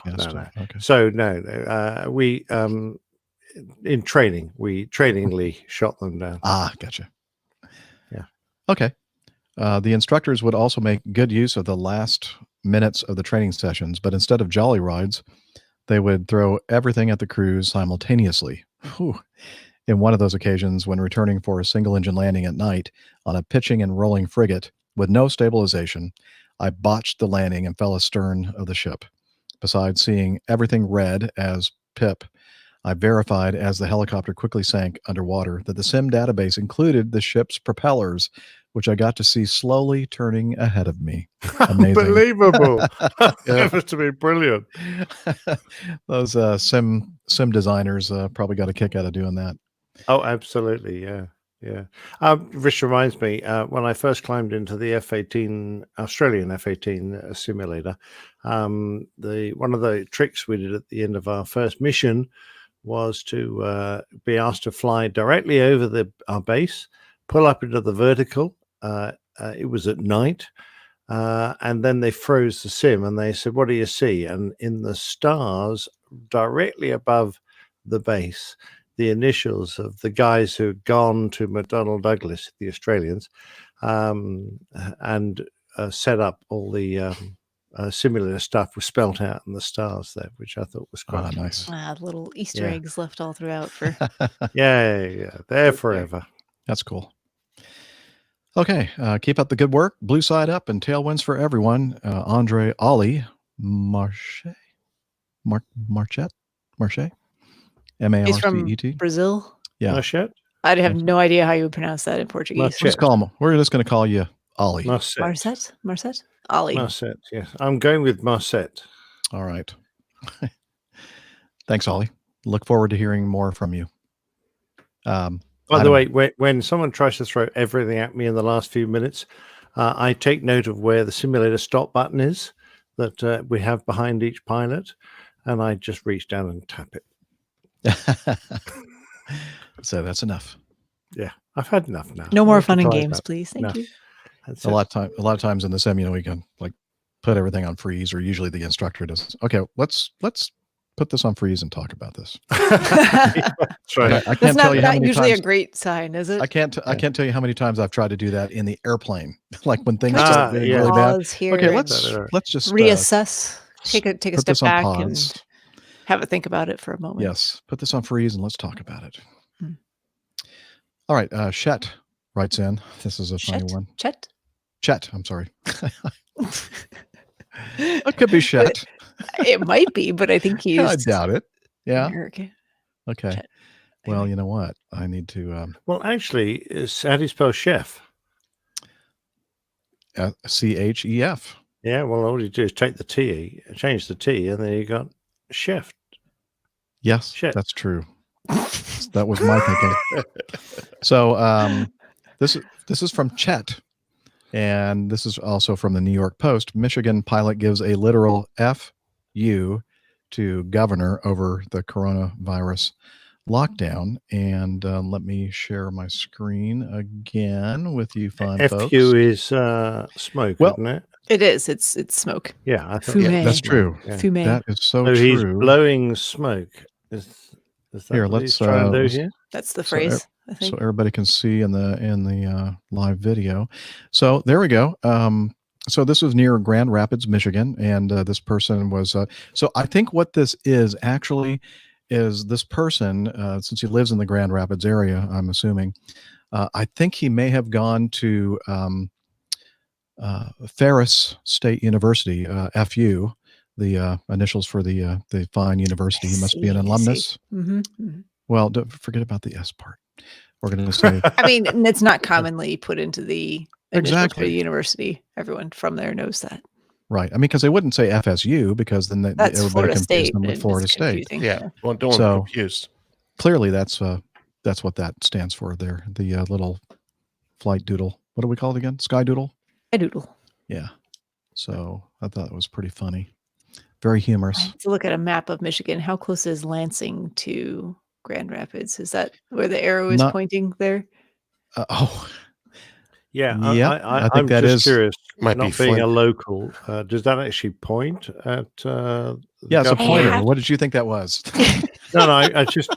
Does it actually? Is it accurately pointing at where the governor lives? I Well, think that's I why think I'm that trying is to see Lansing. if that's where Lansing actually is. My I think you could be right. I think that might be knowledge of Lansing. where towns are in Michigan is Because not the greatest. Let me look at a map real quick. Sue, Comanche Sue says yes. Arrow points to Lansing. Arrow points right to okay. Lansing. Right. I up was just there. happy that I got the capital city of Michigan. Yeah, I'm correct. impressed. Very good. That Okay. deserves. Brilliant! Wow. Wow, you got a lot of good stuff there. Thank you, Chet, for sending that in. I've now verified it. Yep, I'm looking at the highway system around Lansing. It is indeed good. Lansing.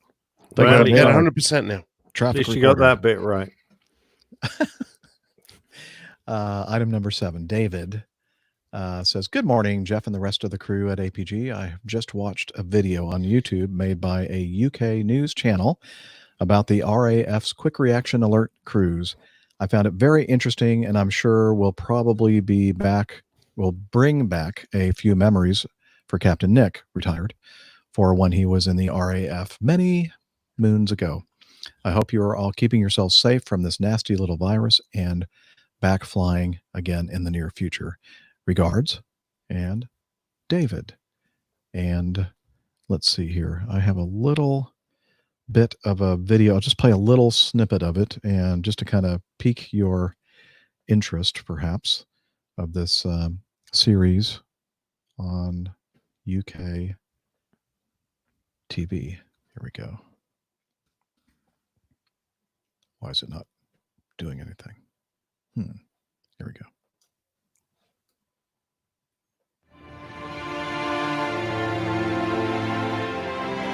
The Eurofighter Typhoon.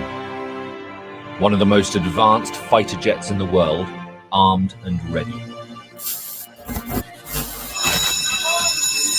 The pilots set to scramble at a moment's notice.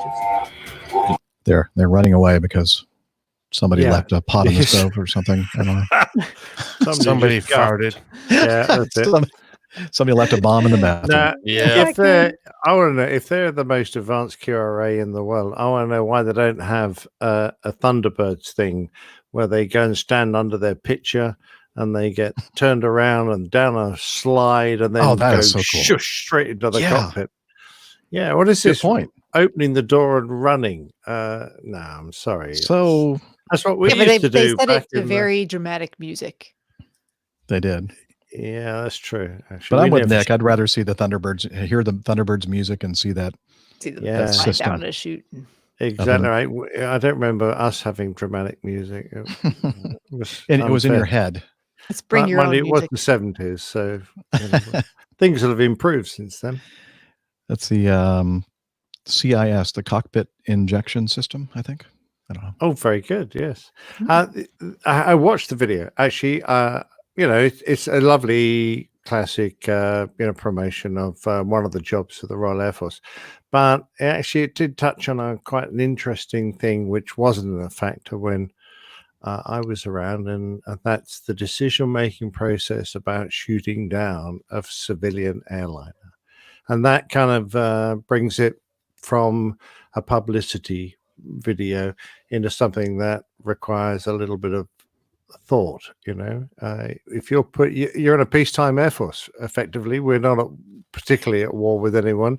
A few little skirmishes going on, but the modern world has some very difficult things for the current pilots to have to deal with, and it's not the same as when I was around. I would not have liked to have had to been put in that situation. Yeah. Different world. Yeah, very different world. All right. Well, if you want to check out that show, we'll have a link to it in the show notes. Thank you, David, for sending it in. And guess what time it is? It is time Plain for Tales? Yes, this week's installment of the Plain Tales. And as Nick mentioned earlier in the show, this is part 1 of a 4-part series, and it is awesome. So let's have a listen.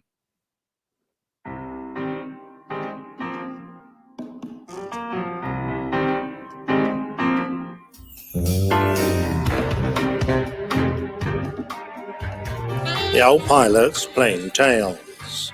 The Ian Palmer Interviews, Part 1. Ian, it's an absolute delight to see you again, and thank you very much indeed for allowing us to interview you. Oh, it's my pleasure. It's great to see you again, Nick. And it's just going to be a fascinating series of interviews. So I think we should kick off. Now, you have had by any measure, a fascinating life and career, various careers. So why don't we start off right at the beginning? Tell me about your early life and how you got into music.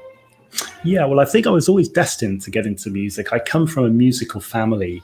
I have 2 uncles who are drummers, 2 very different styles, actually. My dad's, my late father's middle brother, Carl, is a rock drummer. It's quite well known. He played with the band Emerson, Lake and Palmer and the band Asia afterwards. And my dad's youngest brother, so my youngest uncle, is Steve Palmer, who's a fantastic jazz drummer. So from a very young age, my family, certainly on my father's side, have been very involved with music. So it's always something that I've been around from a very, very young age. You obviously followed them into the same career. You became a drummer. How did that happen? As I say, I was always around music. I've always had a passion for music. I remember very specifically, actually, I got to the age of 9, and this one Christmas, my dad had a VHS video recording of Emerson, Lake and Palmer playing at the Montreal Olympic Stadium. And this was a big concert that they performed with a big orchestra. It was it was a huge event. And in fact, the afternoon sound check of that event, they recorded the video for the single Fanfare for the Common Man, which was a single which Emerson, Lake and Palmer released. So I remember watching this VHS video, and I remember watching Carl play this huge drum solo, and I was like, wow, Dad, that's what I want to do. And that was a moment for me where I thought, yeah, this is what I want to do with my life. I want to be a drummer and follow in the footsteps of my Uncle Carl and, of course, my Uncle Steve. Well, you obviously had some talent because that went very well. Tell me about your early life as a drummer. Well, Carl was always touring the world. Steve lived quite close to us. So Steve was fantastic because he used to come over and give me drum lessons and really sort of nurtured any God-given talent at a young age. But we always realized, my dad was very sort of, this is what you're going to do for a career, son. We need to make sure, give you every opportunity to be as good as you can possibly be. So I had some fantastic teachers in the early days. I remember going off to New York and flying on this big aeroplane to New York. And I was really impressed with the aeroplane at the time as well. But to take lessons with a fantastic drummer who left us around about 10 years ago. But some of the listeners, viewers may know of him. And his name is Joe Morello, who for me is probably one of the finest finest technicians on the drum set of all time. He had fantastic hands, and he was the drummer with the Dave Brubeck Quartet, actually, and he recorded that famous jazz single, which I think was one of the only jazz pieces to make it into the charts with a drum solo, Take 5. Oh yes, I love that piece of music. It's great. yeah, so I studied with Joe. I also had the opportunity to play. We always thought that, I guess the perception was that to be a jazz drummer gave you the tools to play all different types of music. So at a very young age, I joined an orchestra in the Birmingham area, which was at the time, well, it still is really quite highly regarded. It's the orchestra is called the Midlands Youth Jazz Orchestra. And the name really belies what the organization is all about, because at a very young age, I joined this orchestra and had the opportunity to tour in the United States. We went to Russia and toured extensively throughout Europe, backing various artists. And from that group, actually, are a lot of my friends today who have gone on to become session musicians in London and indeed around the world. So it was a really good breeding ground for the sort of the UK session scene, if you like. That's excellent. It opened doors for you, for sure. No, it really did. What was it like then as you began to get a bit older and you felt like branching out on your own? What did you end up doing? Yeah. Well, I got to the age of just before sixth form at school, and realized that, well, of course, I wanted a career in music. So my education, to be brutally honest, suffered. And so I put that to one side, but I moved to London expecting the pavements to be lined with gold. This was me going to London to make my mark. But they weren't. Exactly. Yeah. So I arrived in London, a young man, full of confidence that this was it. This was this is what I was here to do, make my mark on the London scene. And, to a certain extent, it went well. But there were some huge pitfalls and waiting for me there, and some massive hurdles which would manifest themselves as we carried on, actually. What kind of music and who were you playing with at that time? Well, I had as I said, my background was in jazz, although in recent times, I play all styles of music. I class myself as a drummer, not a jazz drummer, but effectively my background then was in playing jazz music. And I had a quintet, which was a very contemporary jazz quintet featuring some fantastic musicians. There was the trumpet player who's now a BBC broadcaster, Guy Barker on trumpet, Dave O'Higgins on tenor saxophone, a fantastic pianist called Dave Newton, and you probably will recognize the name Dankworth, John Dankworth's son, Alec Dankworth, on acoustic bass. And we had the opportunity to play at lots of different jazz clubs. We did some TV appearances, and we recorded at the fabulous Ronnie Scott's, where I played on and off during my time in London, which was a great meeting place for musicians and a great place to network. Yeah, you must have met some pretty well-established and famous people, particularly if you were playing at Ronnie Scott's. You're going to drop a few names for us? Well, I did. I had the opportunity to, certainly in the jazz circles, was amazing. I had the opportunity, if I remember one experience, I was called to stand in, the drummer, on this run of gigs at Ronnie Scott's got sick. And I had the opportunity to play with Buddy Greco, who was famous, in the 60s. And one of his claims to fame was he was very, very close with the great drummer Buddy Rich. And he had a fearsome reputation. And I remember going along to play this evening concert, just standing in with Buddy Greco.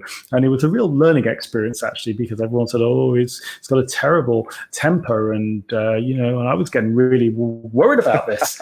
And I showed up on the gig, and it's one of those experiences where actually he was a real gentleman. He was a really lovely person. And I thought, wow, don't be judgmental. Don't be prejudiced towards this. This was a fantastic experience. And the concert went really well. So that was one memorable experience. But there were lots of different people around that time. I even, you may know of, in a slightly different area, she's quite well known for being on cruise ships with Jane McDonald. where as soon as she sort of rose to fame with these reality TV programs around, that was sort of the birth of reality TV.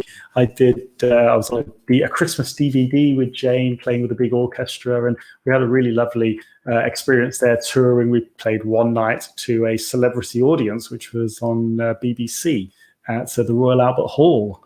Which was amazing. Oh, wow. That must have been an experience. Yeah, amazing. And there was the lovely Barbara Windsor was there. And there's lots of sort of the TV and the morning TV presenters at that moment. So it was really, really good. And then I sort of branched out more into the pop side of things and had friends who were involved in that. And so there were quite a few experiences there.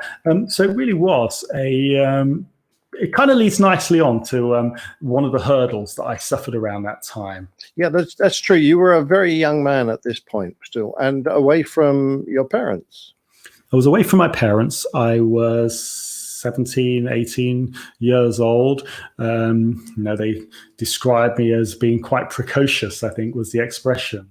And yeah, I was very, very full of myself, very high on confidence. But one of the problems that one of the things I discovered there, which always made me feel better, was alcohol. That was the thing which really got me. And I would be in my little flat there, I would be drinking with friends. But I realized that actually I didn't just like this alcohol. I really loved it, to the point where I actually couldn't stop drinking. So it was really quite a problem for me. Did you recognize the problem yourself? No, I didn't. And this is one of the reasons now why a lot of my CV and everything is on my website, but there's a lot of the things now I kind of struggle to remember certain things that happened in London around that time, because I spent most of my time not on this planet, drinking. So yeah, I didn't realize it was so much a problem, because I think around that time, certainly in the music industry, there was a huge drinking culture. So it was commonplace to drink. I will say, I know we'll go on to talk about it, but I will say that actually that drinking culture seems to have dissipated somewhat now in the music world. It's a far more professional environment. But at that time, yeah, I was probably a better drinker than I was drummer, I think. Well, that's an interesting thing. Now, you may not have noticed it, but I gather some of your older friends spotted it. Yeah, I had so my father was really, trusting. I know friends would say to my mum and dad, "How's Ian doing?" "Oh, he's doing fantastic. He's doing this, he's doing that.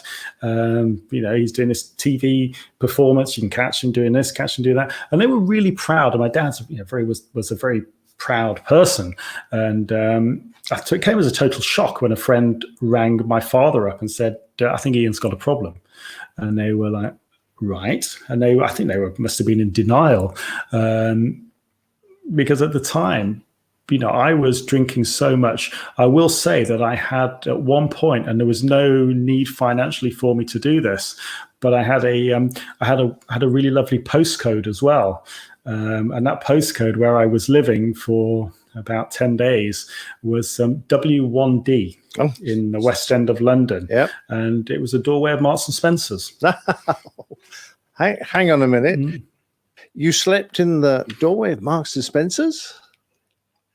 Yeah, I had 10 days there where I thought I fell in with a certain crowd, and I thought this was really cool. And there was certain musicians who had done some pretty wacky things around that time. And I actually thought, the more more outrageous I was, in a way, made me more rock and roll. And at that time, and I didn't really know what I was doing, but I didn't have so I was effectively homeless. Is what the problem was. And they always say about alcohol that it will take everything. It will take those people away around you, and it will eventually take your life. And it started to do that. Wow. How did the realization come to you that you needed to do something? Well, the realization came in the form of my father coming along and finding me and saying, "Son, you need to come back home. This music is not working. This musical career is really not working out for you. You need to consider a different career, I think." And he was right to a certain extent. Music wasn't working for me. But ultimately, as I came to realize, the problem was between my ears. So no matter where I went to another career, I could have become a doctor, I could have become anything potentially, but the problem would never have gone away, as was proven. That's interesting, but you did try a different career, and this was an attempt to break the cycle, as it were. What happened? How did you move on? So my Uncle Steve, so my dad's youngest brother, had a very close friend who was an airline pilot who we both know, actually, who worked for a long-haul airline in the UK. And I had the opportunity then at the end of to try and get away from music. And this was pre-9/11, 2001. I had the opportunity to sit on the jump seat, and this was on an old Boeing 747-200, the flight engineer. And I remember at that time sitting on the jump seat, looking down from the side window behind my friend who was the captain on this aircraft, and thinking, are we moving? And just remember just the airplane gently rolling away. And I just remember all of the, as I thought at the time, the pomp and ceremony with getting this big, hundreds of tons worth of airplane into the air. And that whole thing, I just thought, wow, that was just so impressive. But what I will say is that what is evident with the condition that we'll talk about was that the ego played a big part of it. And in music, I had a desire to be on stage. So when I saw my friend as the captain of this big aeroplane, I was really oblivious to the amount of work that went on for him to become the captain of this aeroplane and what exactly was involved with it. All I saw was somebody getting lots of adulation and being in charge, and the ego that surrounds that. And I thought, yeah, that'd be kind of cool, wouldn't it, to be the captain of a big aeroplane? But actually, the more I thought about it and the more I'd spoken to my friend about it, the more fascinated I became with the whole experience. I had the opportunity to go to Boston and experience the night stop in Boston, and experience going to Barbados. So that was really wonderful. And he's very, very generous, my friend, and he's still flying today. And I'll be forever grateful. And I will say he's a very fine bass player, and that's how our family knew him, because my Uncle Steve used to play on cruise ships in a band with my friends. So it was that's how I got into aviation. That's what really sort of lit that spark, if you like. A bit like seeing the video of my Uncle Carl playing at the Montreal Olympic Stadium with Emerson, Lake and Palmer. That was the moment for me. And I think I've always been quite lucky, because I've always known what I've wanted to do. My brother's totally different to me. He's never really known what he wanted to do with his life, but I've always known, for me, one of the things I do have, I have the ability to be quite decisive. So I knew that I wanted to do drumming, and then having that experience on the flight deck of that Boeing 747-200 really cemented to me that feeling that, yes, this is what I want to do. Well, that's brilliant, and thank you, Ian. We'll move on to discussing your career in aviation when we get together next week. Brilliant. Thanks, Nick.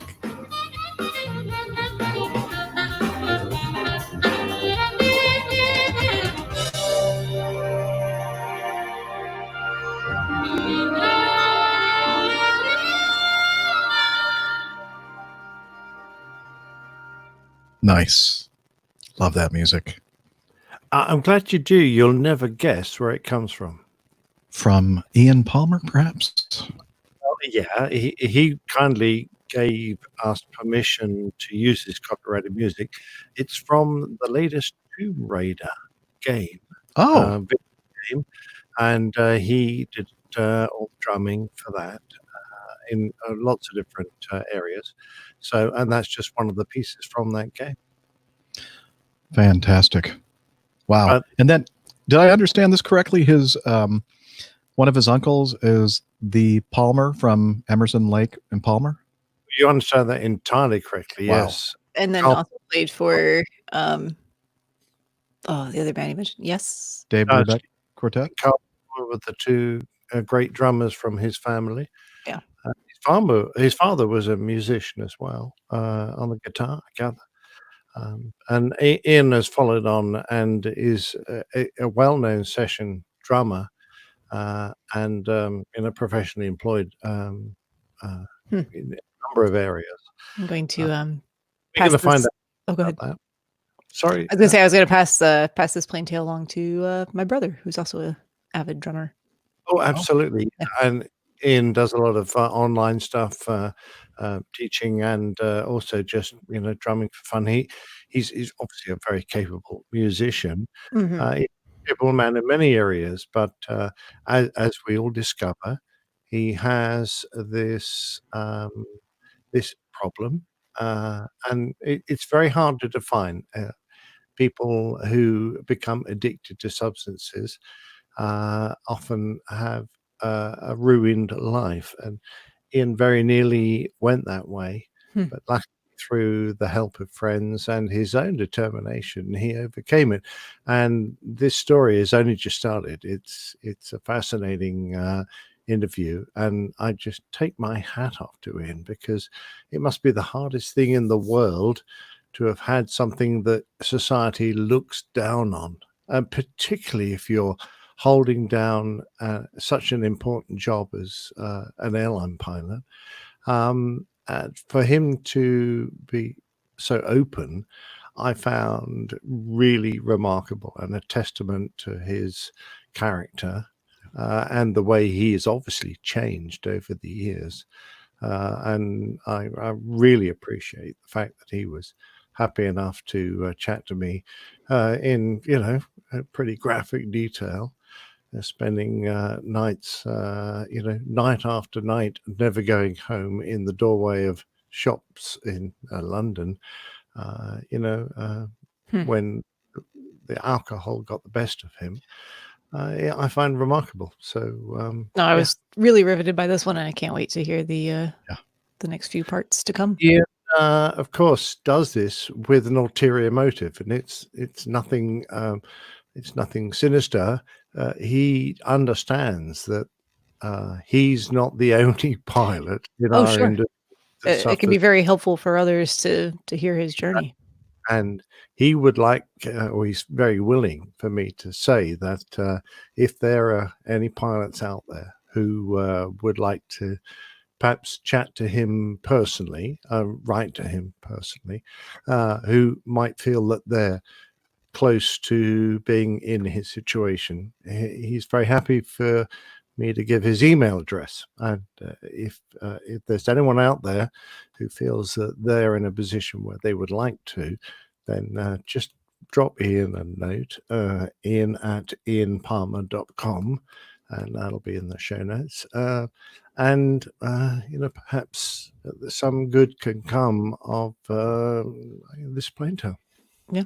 Actually, he has that's his website as well. I came across that while you were chatting in the interview and was looking through some of the stuff he has there. It's good stuff. Absolutely. Yeah. He's a remarkable man. So I hope you enjoyed the next three. I certainly had a wonderful time. And the important thing was, when we first met, as I didn't know anything about Ian's background. And one of the first things he did was to take me one side and say, look, this is the person I am. These are the problems I've had in the past. And part of my continuing recovery from alcoholism is to be absolutely open and frank with you about what's happened in my life. And it's an interesting thing for that to happen as the captain of an airplane. But I instantly realized that Ian was such a sincere man in his wish to continue to defeat this problem that afflicts him. We became good friends then. I really enjoyed flying with him. Very professional man. And I hope we can stay friends for a long time. Mm-hmm. That's lovely. That was yeah. great. I can't wait for the next 3. And Yeah. we're very blessed that Ian allowed you to interview him, and he was so open, transparent about this. Yeah, I think, and even if just one pilot seeks assistance, seeks help, because he thinks he might have a problem, Completely worth it then. Yeah. Yeah, that's exactly what I would like to have. This is neither here nor there, but I was enjoying that plane tale, and I put my speakers on for the computer and took my headphones out, and I have one stuck in my hair now, and I can't get it unstuck. So don't mind me while I loudspeaker. Got a loudspeaker in your hair. Oh dear. So she can't leave. And I really needed that, usual bathroom break there, and I did not. I forwent the bathroom break to listen to the story, and I think I got it. There we go. All right. Good job. Oh, took a nice hair along with it there too. Oh Oops. no, that's all right. I've got plenty of them. All right. Let's move on now to again. Thank you, Ian, and look forward to hearing the rest of these. Lane helped me out. Asia was the other band that was. Oh yeah, yes. And I was like, what? Yep. That was the other band. Yeah, amazing. All right. We have some audio feedback. This show is full of it. Audio feedback, that is. Full of what? A lot. And this gentleman is, how do you pronounce the PIP? Pilot Pipe. Peep. Pilot Pip, of course, we all know him as the host of the Plane Safety Podcast. And he sent us in some audio feedback. Let's hear his stream of consciousness. Hello, everybody. Pip here. Just out and about trying to work off some of my massively increased beer intake for these last 6 weeks. Terrible, really. Anyway, just trying to burn off some calories here. Listen, I've got a question for you. I'm rather hoping Rick is on the show because I'd quite like to hear his thoughts on this. And it's a question about seniority. At my airline and at most other airlines, I'm curious to hear what happens at yours. If you have a pilot, let's say he's been in the company a few years, he's got a little bit of seniority, and then he leaves the company. He resigns and he goes elsewhere. And then some years later, let's say 4 years later, he decides to come back to your company. Does he come back with his original seniority? Now, I'm guessing that the answer would be no. Certainly at my outfit, if someone leaves and comes back, then they'll start at the bottom of the seniority pile. And I'm guessing it's the same at yours. So perhaps you can just answer that question. And then the second part of that question is this. How is it, and God bless him, I love him dearly, but how is it that Rick has come back into the Acme seniority list at the same level at that which he left? I think there's something very dodgy going on there. And if I was Nick or Dana, I'd be writing a very strongly worded letter to my APG union rep. It seems like there's some dodgy deals going on there at the upper levels of APG management. Maybe some brown envelopes full of cash being exchanged under table somewhere. Not quite sure how that works. Anyway, hoping everyone is well and looking forward to better times ahead where we can all meet up and give each other a big sloppy BFF podcast hug. See you later. I don't know what he's talking about. I mean, the first thing there is that we don't have a union. Jeff, you could just slide those over to me. I have a union. I'm the one that needs them the most. I'll take it. Oh, wrong side. HR's getting a bonus. Is that an HR? What? So I'm thinking to myself as we're playing this, shoot, I should have waited until Rick was back or with us. So I might have to play that again because it's kind of entertaining. Kind of. but I will say this. Damned with faint praise. I will say this, that if you leave on an authorized leave of absence, you absolutely do, at least here in the U.S., accrue seniority while you're gone for vacation and bidding and all that kind of stuff. All right, who authorized his absence? Well, I did. As Yeah, far as HR you know. actually didn't have anything to do with that. I'll need to see written powerless. evidence. Thank you very much. Yeah. We can produce some documents. Just give us about a week or so. Produce We something need a for you. paper trail. And if we're going based on that, Jeff, then I would have to say that I have the most seniority because I was the first. But you were not Co-host. actually. Yeah, I'm going to quibble with that because That you're a was just guest, a- not a co-host. Just a guest. I tried. Yeah, nice try. He keeps trying, but yeah, Yeah, it's not working. well, he's a trier. But now, honestly, But then again, I was Tony then, so yeah. Yeah, so that was Tony. He didn't. He that was never Tony. came That's back. a completely different Yeah, person. different Yeah, person. you misrepresented yourself. I'd say. I sure did. Yeah. So any contract, even if it was drawn up, is null and void at that point. I don't know. there are no contracts here, by the way. That's true. Second you're thing, going to start saying that I was only invited to the show because you were under the influence, so you were drugged at the time. Is that what you're saying? You could make a case for that. Actually, Well, I don't want to make a case for that, but Okay. I'm just worried HR might. Hey, I was there. I witnessed the events as they unfolded. But let's think of the practicality of all this. What would it actually mean to have any seniority with this group of people? Well, I'd be on the top row. Okay, well, I'd be happy to reside on the bottom row. I don't care.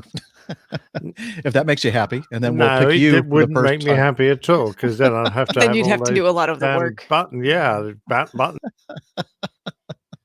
Did he just remove He himself just took from the- himself out in midstream, in mid sentence. Wait, I didn't do Trying that to right. reorder his seniority. Oh, There. it was Dana that was doing that.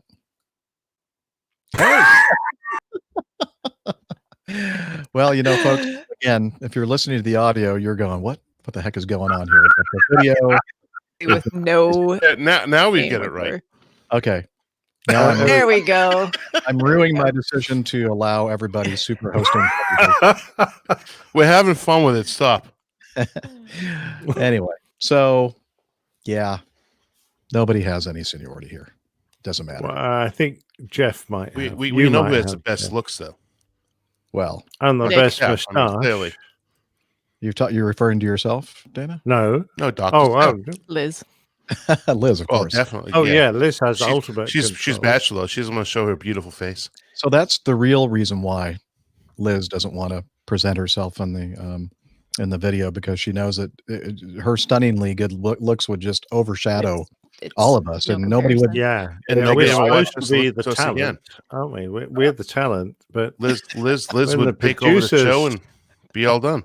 yeah, when the producer's nicer than the talent, that becomes a problem. That is. Well, that's actually a very true statement, Nick. Mm. Okay, well, that was See fun. what you've done here, Pip. Yeah, thanks. I don't Pip. know. I don't know what this was, but Well, thanks it's very, very rabbit hole. unusual for Pip to stir the pot, isn't it? He Yeah. never does that. ever. All right. Speaking of, let's play this other one he sent in regarding something that we talked about on the last episode, I believe. Hi guys, Pip here. I've just got a couple of comments, if I may, on a story you talked about on episode 422. That crazy incident at Moscow with the Emirates A380 almost shoving it into the ground there whilst trying to intercept the ILS. Now, I haven't been to Moscow since I moved on to the Lemon, but in the previous 8 years on the Hawk, I went there a lot, an awful lot. I'm pretty familiar. And there's a couple of gotchas there in Moscow and across Russia. The first of which, I don't know if this has changed. It might have done. I know they were going to change, but they used to work on QFE, and we were always hyper aware of the problems and the gotchas involved in that. So QFE flying, an altimeter setting, which is showing you height above the ground rather than sea level. So, if you're used to flying on QNH, you're having to do a calculation and cross-check on the chart if you've got the right setting. And, with a language barrier, it was often easy to get the wrong QFE set, or there were just so many ways you could cock that up, if you don't mind the expression.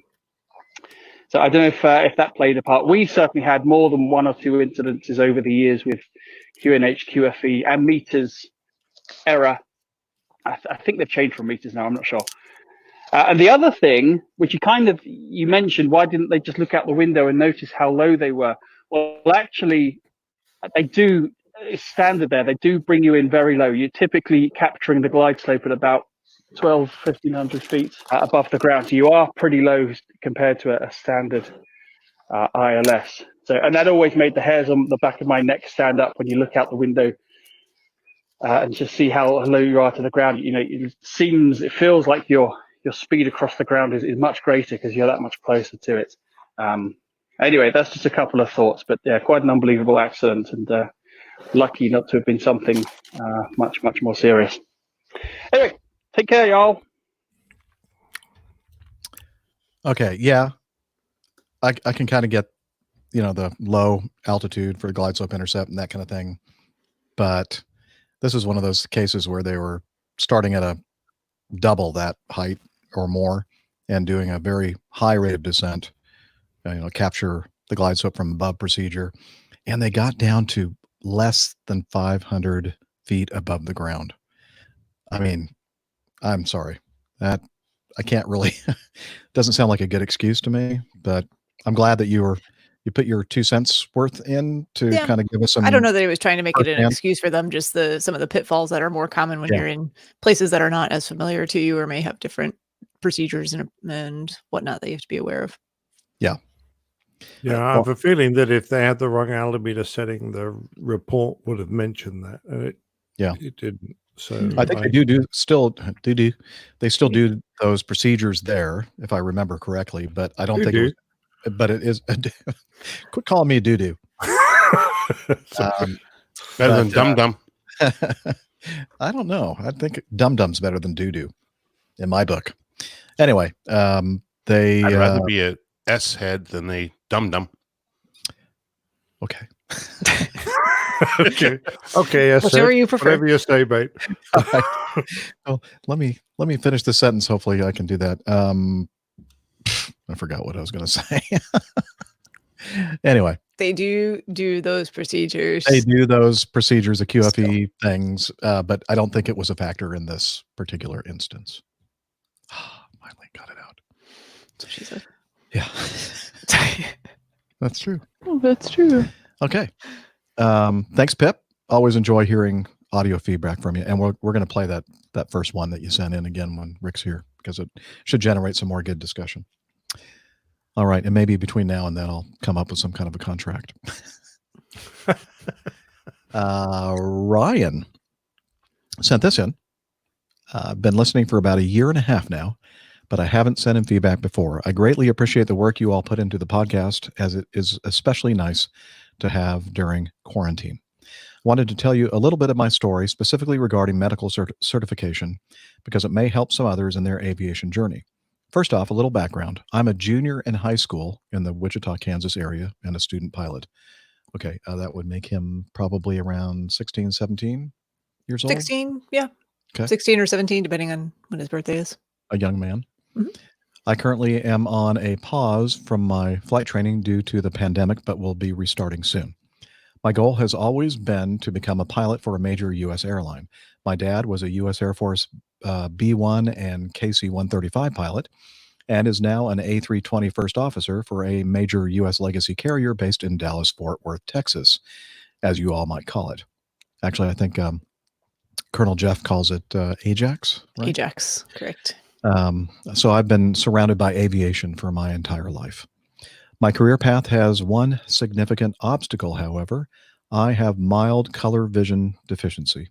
8 to 10% of males have color vision deficiency, yet there is surprisingly little information for aspiring pilots with this condition available on the internet. So in the past year, I've started to work on how I will overcome this obstacle.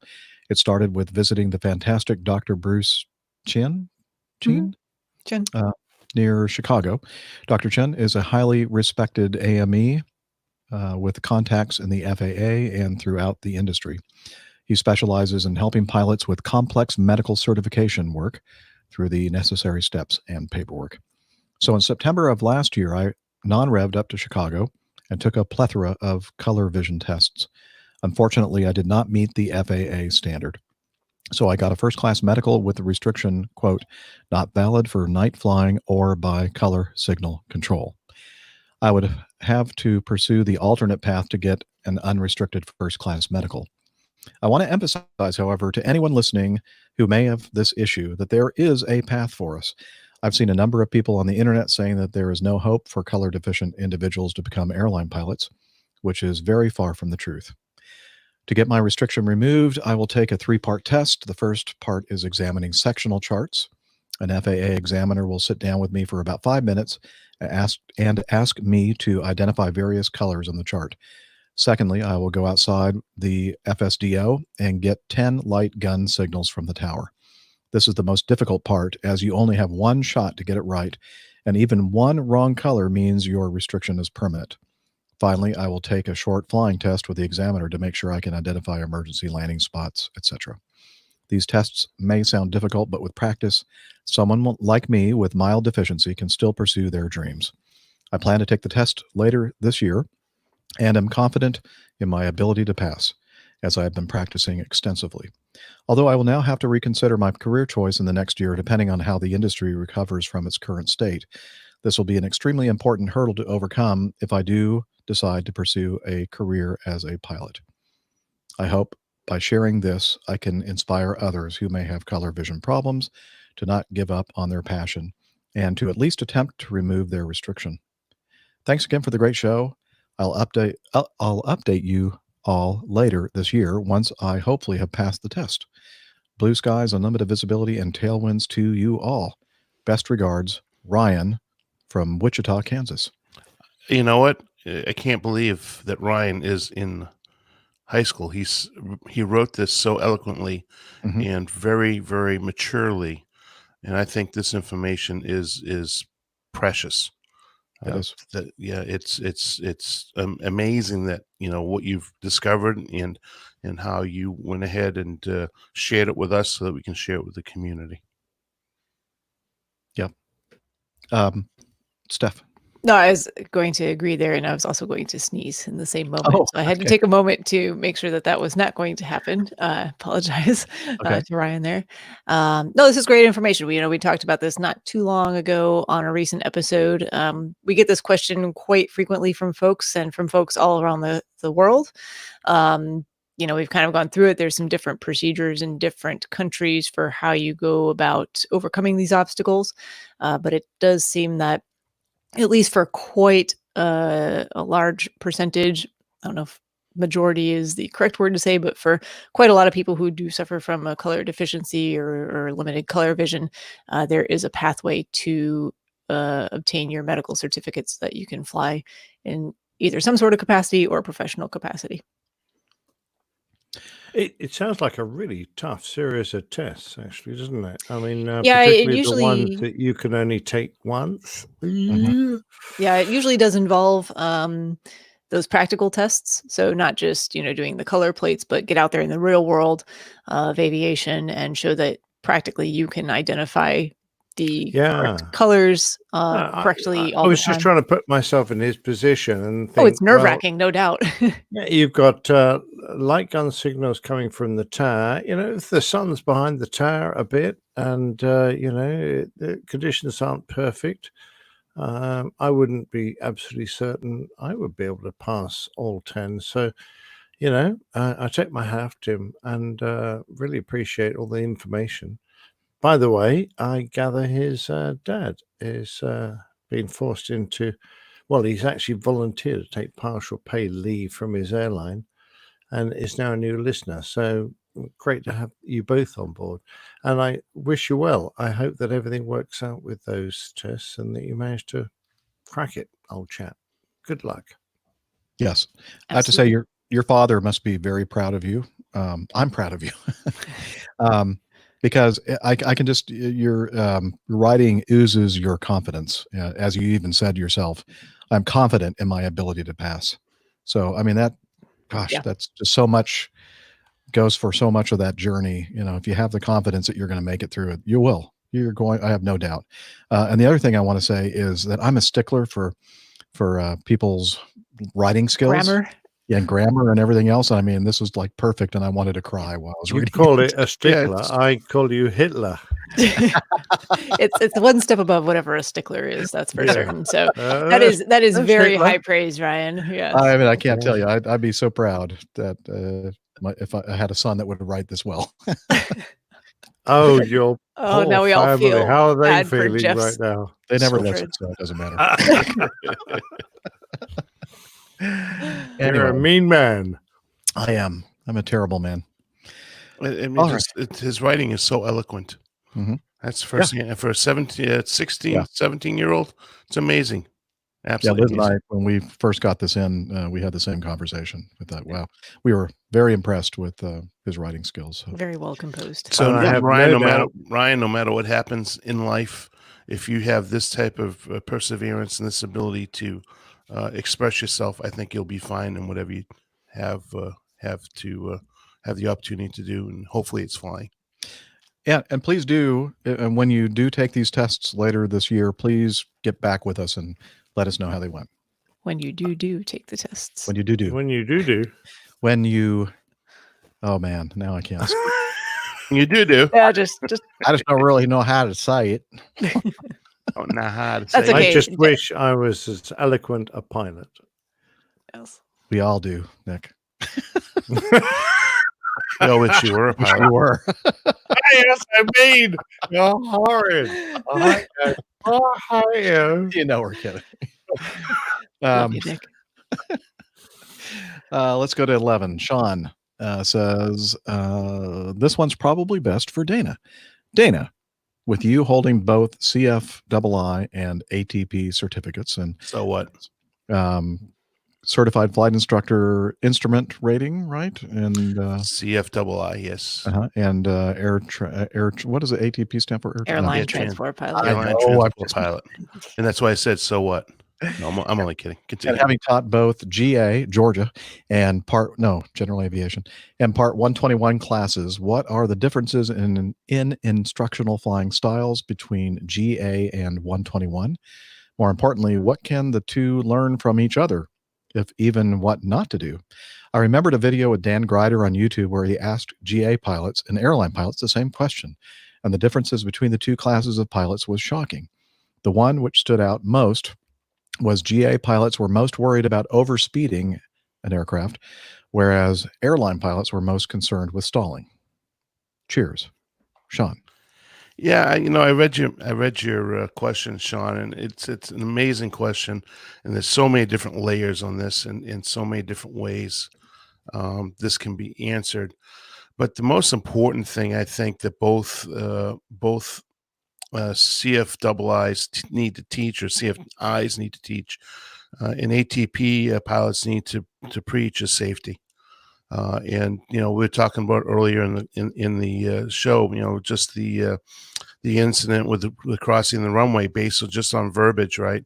So I think that 121 pilots are not infallible to making mistakes, just like GA pilots are not infallible to making mistakes. So that's one of the biggest things that I think, as good CFI needs to instill in his students right from the get-go. And we talk about all the time. Now, if you compare the differences in instructional flying, I think general aviation is more geared towards a pilot that is going to use it for recreation. So I think it's again, safety, i.e., for example, always thinking about what your landing airfield will be, because you have a single engine airplane, right? Whereas a ATP, I'm thinking about that, but I generally, hopefully, don't ever lose both engines. So I'm always scoping out what's around me, of course. So there's some differences but similarities there. Beyond that, aircraft is an aircraft. So as long as you approach it with respect and understanding that this is a piece of equipment, whether you're flying it as a 121 pilot or as a civil aviation, a GA pilot, I think as long as you approach it with some level of professionalism, and Dr. Seth can probably answer this because she does a lot more GA flying than I do nowadays. I always approach my GA flying that way, and one of the most important things in that it still applies to this day that my second flight instructor taught me is smoothness counts. So that's a huge thing for ATPs. We want to be flying our passengers around in a smooth fashion, being considerate of, how you put out your spoilers, how you put out the flaps, how you taxi the aircraft. Jeff's biggest pet peeve when he's taxiing an airplane, chattering brakes on the 88. So, you can get in the airplane and not care and just hit the brakes and let the thing chatter away, or you can work to do things smoothly. So those are some of the things. And one of the things that professional airline pilots can take from GA pilots, again, I mentioned the safety aspect of it and being smooth, but the other thing that I think that professional pilots have kind of lost their way on is knowing how to enjoy what we really do. There's a lot of us out there that do, like Jeff and myself and Nick, and that really enjoy it. But some people just go through the motions and forget about why we all decide to learn how to fly, and that's because we enjoy what we do. And as I was talking about earlier in the show, I mean, it's only been maybe 2.5 weeks now since I've been in an aircraft, and I'm jonesing. I mean, it's almost like I'm having a withdrawal. If I was taking, not that I don't do drugs, but if I was having withdrawal from drugs, right? I really want to get out there and fly. Where Jeff is in a situation where he is a lot more senior and has the ability to go out and fly, so he's not missing it like I am. But I can assure you that he will come June. So those are just some of the points I thought about as I thought of your question. And as far as your point on overspeeding and a concern about stalling, honestly, I can't say me professionally. I don't know, Jeff, maybe Nick, you can chime in on this. I'm not concerned about stalling the airplane. And as a GA pilot, I was never really worried about overspeeding the airplane. It's actually quite the opposite, I thought, is that as a general aviation pilot, I never wanted to stall the airplane because I was afraid of what was going to happen, and especially loss of control in like in a Cessna.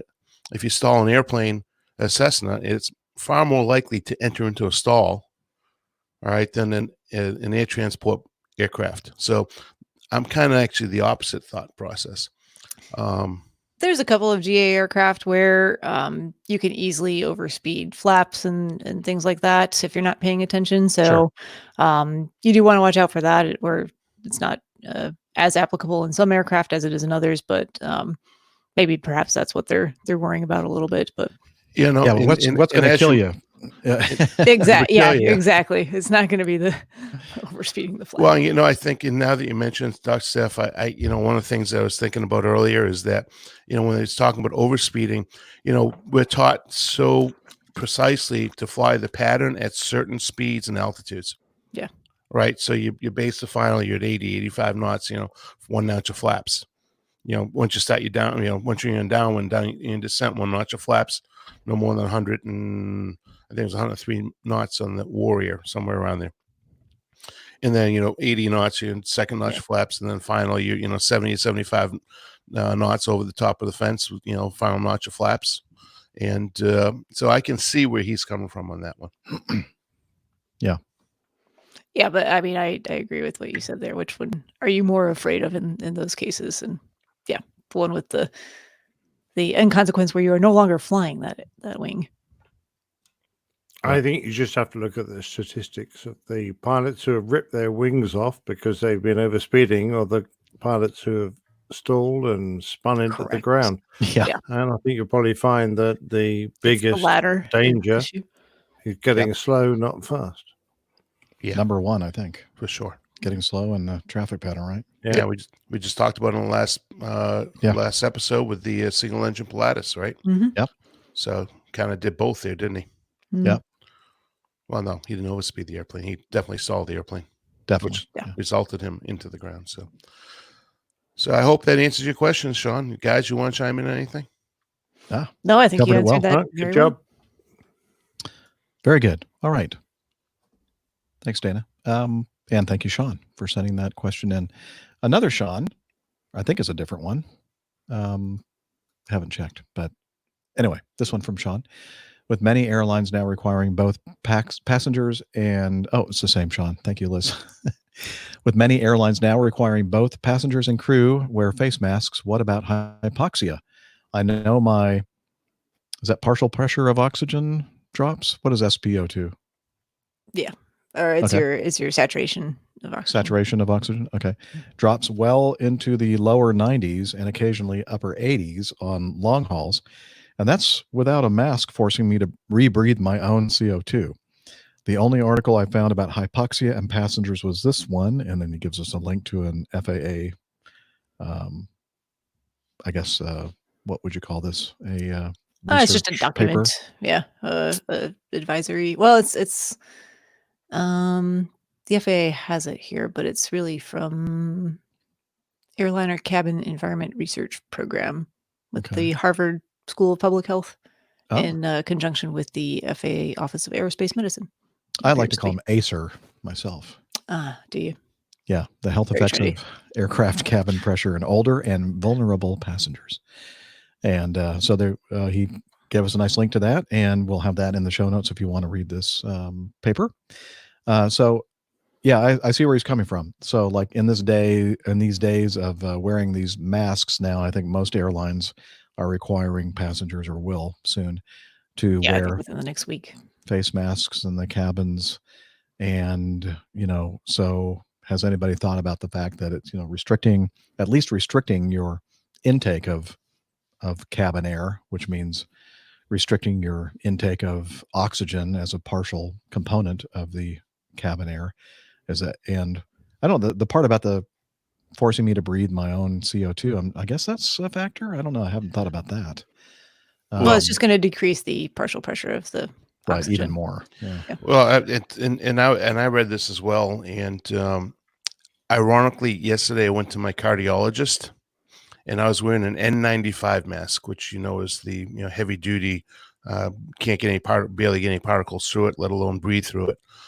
And you would never believe it, but my oxygen, Dr. Steph was taking hers earlier, but my oxygen level in my blood was down to 96, and that's just sitting in a doctor's office.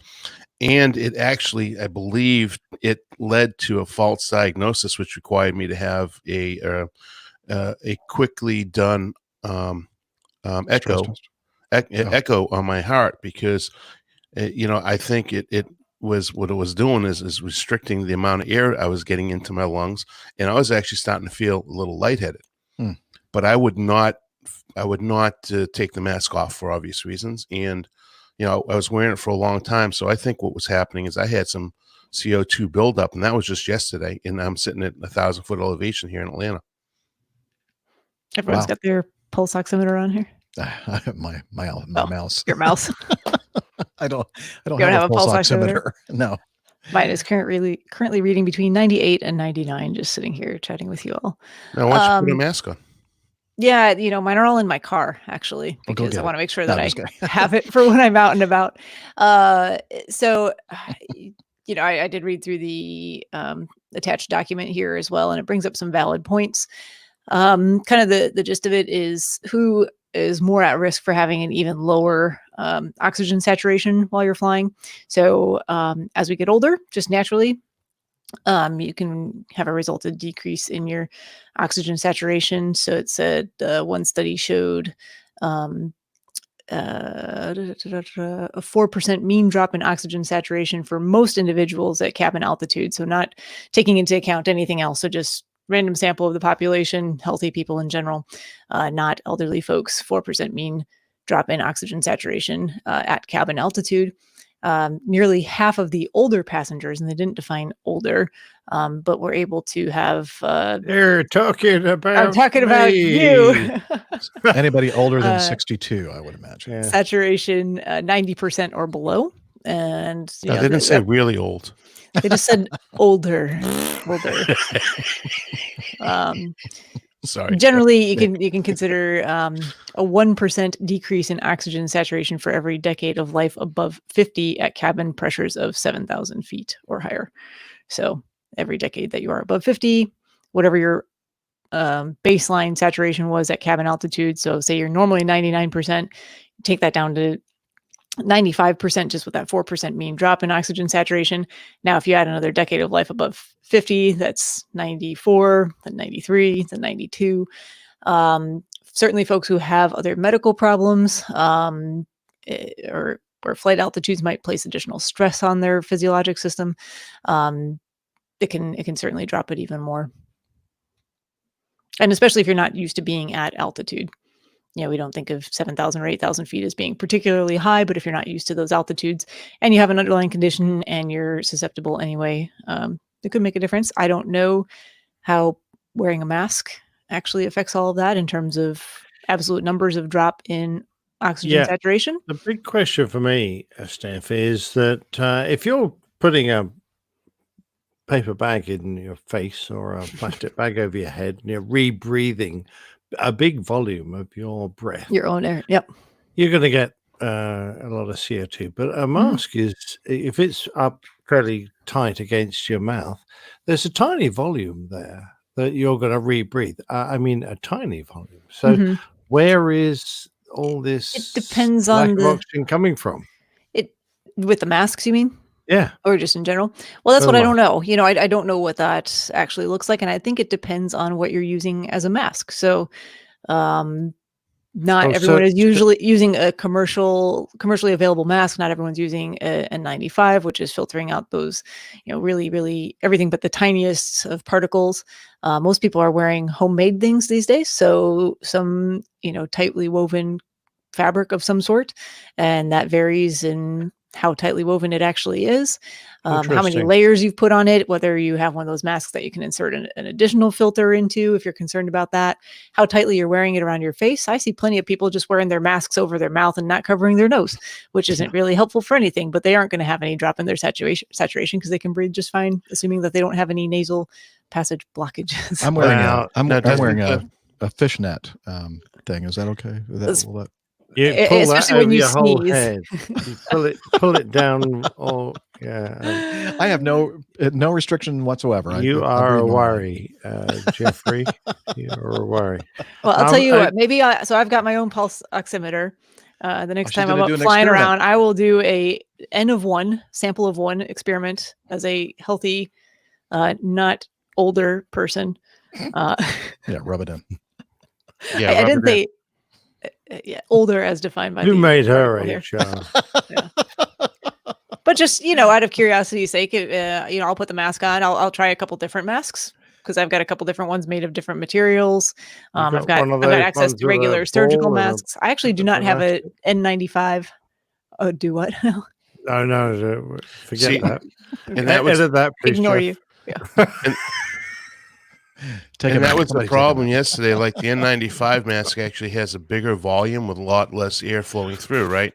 So you're actually rebreathing more carbon monoxide than you would with those, surgical masks you see that, that little flap, right?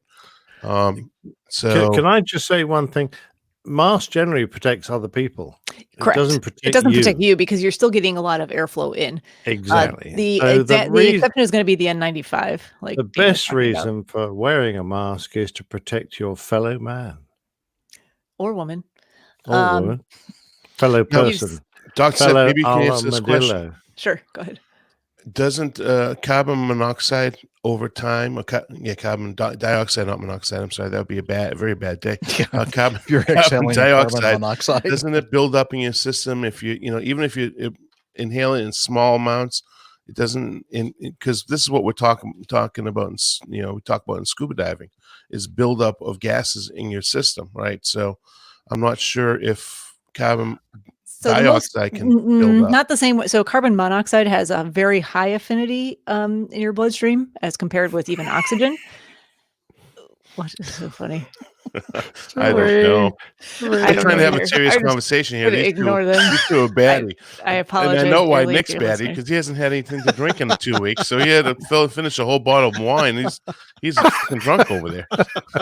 I'm not drunk yet. It's what's carbon. it called? Anemic hypoxia or hypoxemia. Something hypoxia. Yeah. What are the types of? I'm going away now. Yeah. Yeah. Please. Just thanks. Bye. Let's start over. So carbon monoxide, the reason why this is such an issue, so say you're in a home with a carbon monoxide problem, you don't have a detector. It's very difficult to notice those symptoms, and it can build up quite quickly because carbon monoxide has a much higher affinity within your bloodstream to attach to those to the hemoglobin. I'm going to be so distracted by whatever Nick is doing than the oxygen molecules do, and very quickly dangerous and lethal. Carbon dioxide, you're producing that as a byproduct of metabolism and respiration. People who develop hypercapnia, which is too much carbon dioxide in the bloodstream, usually comes if you're hypoventilating. So if you're not exchanging that quickly enough, or if you have some sort of other disordered breathing condition. So I don't know, just by wearing a normal mask, I don't think most people are going to have an issue with hypercapnia. It's interesting. The average person. That's what I had yesterday, and I really think it was because of the N95 mask that it has a bigger volume, and it did actually drop my Well, my and you can still, that may not necessarily be because you have too much carbon or carbon dioxide in your system as opposed to just low oxygen saturation. Yeah, low oxygen. Yeah, okay, makes sense. Yeah. I've been doing fine. The flight this morning was great. When my first officer shook me to wake me up when we were on descent into Atlanta. Oh, he was nice. Yeah, I would reach up and hit the stall warning test. Funny about waking you up. We had a captain who was destabilized. He was incapacitated. Really? We had a captain who was incapacitated on the flight deck. He decided to have a bit of a in-flight nap. Not something you guys do, but a long haul blokes do it a lot. And he took the captain's jacket, the cold weather jacket from the cupboard, and put it over his head to block out the sun. And then after a while, he breathed so much of his own carbon dioxide, he had a bit of a turn. Very nasty. Oh, no. He was not at all well. So it's just something to be aware of. Be aware of your situation and surroundings. Yes. Great discussion. Thank you, Sean, for posing the question to our hypoxia experts. Captain Dana. Yes, we've got lots of those. Hey, I know we're over the 3-hour mark, so leave us alone. We're going to continue one more 3-hour tour. Ah, poor Liz. This is a good one. We got to do this one. Okay. Right, Liz? Yeah. Thumbs up. All right. This is from Mike. Says, how goes it, APG crew? My name is Michael S. Yeah, I don't blame him for using his last name. A longtime aviation enthusiast that started my aviation career as a UH-60 crew chief in the U.S. Army about 15 years ago. I eventually moved into teaching non-rated crew members how to backseat drive for the 2 cyclic stick actuators up front.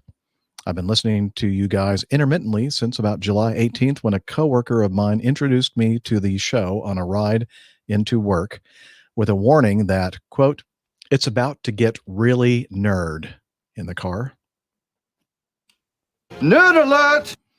I'm currently working as an expat instructor for a major Gulf Cooperation Council country. I guess that would be an MGCCC. That requires military advisors to field a recent purchase of aircraft that I'm familiar with. So I had quite a few car rides to share and listen to your show.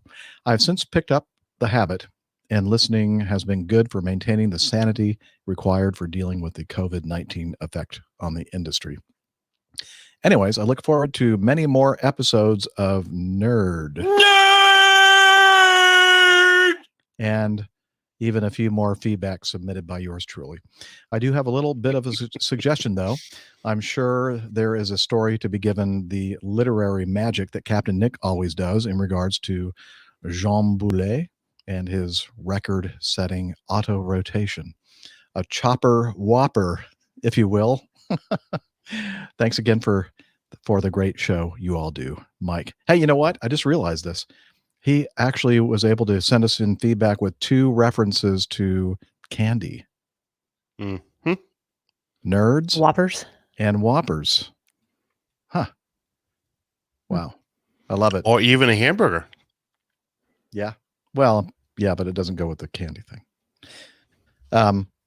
But I just want to do this because I loved the thing is when his friend said, it's about to get really nerd. I love that. And we take that as a badge of Honor. something good. What? Honor? Honor. Yes, that's it. That's good. Honor is good. A badge of honor. That's exactly the word. I think that's the name of the show right there. A badge of honor. No, That destabilized. no, I think the name of the show is It's Nerd. About to Get Really Nerd. It's about to get really nerd. Yeah, I can just imagine how easy that's going to be to make. Yeah, but I gave you a look at that graphic I gave you in the feedback. The box you of think I candy. was looking? No. I'm just gonna say that Jean Boulard. No, not even close. Jean Boulet. Jean Boulet. Yeah, all right. Is that how you pronounce it? Yeah. I'm not finding an awful lot about him, so I'm a bit worried. No, oh, May okay. not be a play. Well, maybe he could. Yeah. Or maybe he could write in and send in more information about Jean Boulet. Well, yeah. Then he can start his own podcast. No, seriously. Yeah, I'll certainly take a look. And yes, it may indeed be a little bit extra. He was one of the first foreign pilots to fly a helicopter in the United States Air Force. Oh. Went all downhill from there. Apparently, yeah. Literally. Literally. Yes. All right. Well, with that, guess what? It is now time for us to end today's episode. I know, you're all crying. You're all sad. Some of you are actually applauding. They're crying in pain, Jeff. Their ears are hurting. Crying tears of joy that it's over. Tears of joy. Yeah, that's probably more likely. Anyway, so if you enjoyed the show, and even if you didn't, if you want to learn more about the show, you can head over to the Airline Pilot Guy website, airlinepilotguy.com, where you'll find information. You know, I even have a little thing here I can show on the video of our website. Here we go. It'll help me too. You can go there, Airline Pilot Guy Show, so you can learn about the crew and the community, and there's a Plain Tales page, the APG library, if you're looking for a good aviation-related book to read. Our librarian, Tiffany, manages that. Thank you, Tiffany. Coffee fund information, APG merch, the store, and ways to contact us, whether via snail mail or audio feedback or whatever. And also the APG community calendar is there. So if you want to find out what is going on with us, if we know, we'll try to put it on the calendar. And of course, our podcasts are there, as well as a way for you to watch us on YouTube and our something kind of funny stuff. I'm sorry, I thought I was muted there. I just finally caught up on the conversation that was going on. Yeah, I can see all kinds of stuff going on in our sorry, inner I should not communications. have looked at that. I do apologize. So what was I saying? I was saying something that was not really interesting. I don't remember what I was saying. So rudely interrupted by my let's laughter. see. Oh yeah. So we do this show. We use YouTube Live and Facebook Live streaming platforms. If you want to kind of see all the nonsense that goes on behind the scenes when we record the show, check that out. YouTube is probably the better place to go. And we have a link to that on our website as well. And we're also on the social media, or what I like to call social meds. Social medias, head over to twitter.com. We are at APG Crew, and you can find all of our individual Twitter information pinned to the top of that page. Although it occurs to me just now that Liz's information is not there, I don't think. Perhaps we should add it. Yeah, we need to. We do need to do that. Anyway, it's a good way to find out about when we are going to be recording the show live, so you can join in the madness that is the live recording and the great folks who join us each week in the chat room. You can also head over to facebook.com/airlinepilotguy. Great way to interact with the community there. You can also find those notifications about the live recordings, and lots of folks just sharing aviation information. Occasionally on Instagram at APG Crew, I sometimes retweet or retweet. That's the wrong platform. Share Free grab? No, I don't think that's right either. Share Nick's artwork in advance of the show coming out for a little teaser of what's to come. And post some of my own aviation pics there. I'll post pictures from other folks if they care to share them with me. Jeff, Nick, Dana, Liz, etc. And beyond that, you can head over to Slack for even more in-depth information about the community. Slack. Okay. Hang on. Hello. Not sure he's here today. Hello. I don't think he hears me. Hang on. Hello. What are you doing? Yeah. Hey, it's time for the Slack thing. All right, here he comes. Tell us about Slack. APG listeners, please join us on our Slack team. Slack is a communication, coordination, and sharing platform that works on your mobile, laptop, or browser. On Slack, we share news and ideas. We suggest episode and plain tales topics. We plan events and meetups. To get into the Slack team, please email me at slack@airlinepilotguy.com. That's SLACK, Sierra Lima Alpha Charlie Kilo @airlinepilotguy.com. Or send me a tweet with your preferred email address to @Hillel, and I'll send you an invitation. That's Hillel, spelled Hotel India 11 Echo 1, and see you in Slack. Thank you very much, my very wet friend. And please continue. Well, from the shower. The shower. Gotcha. Yeah, he hasn't dried off. So make sure you wash your hands. Sounds to me like at least 20 seconds. It's pretty much wet.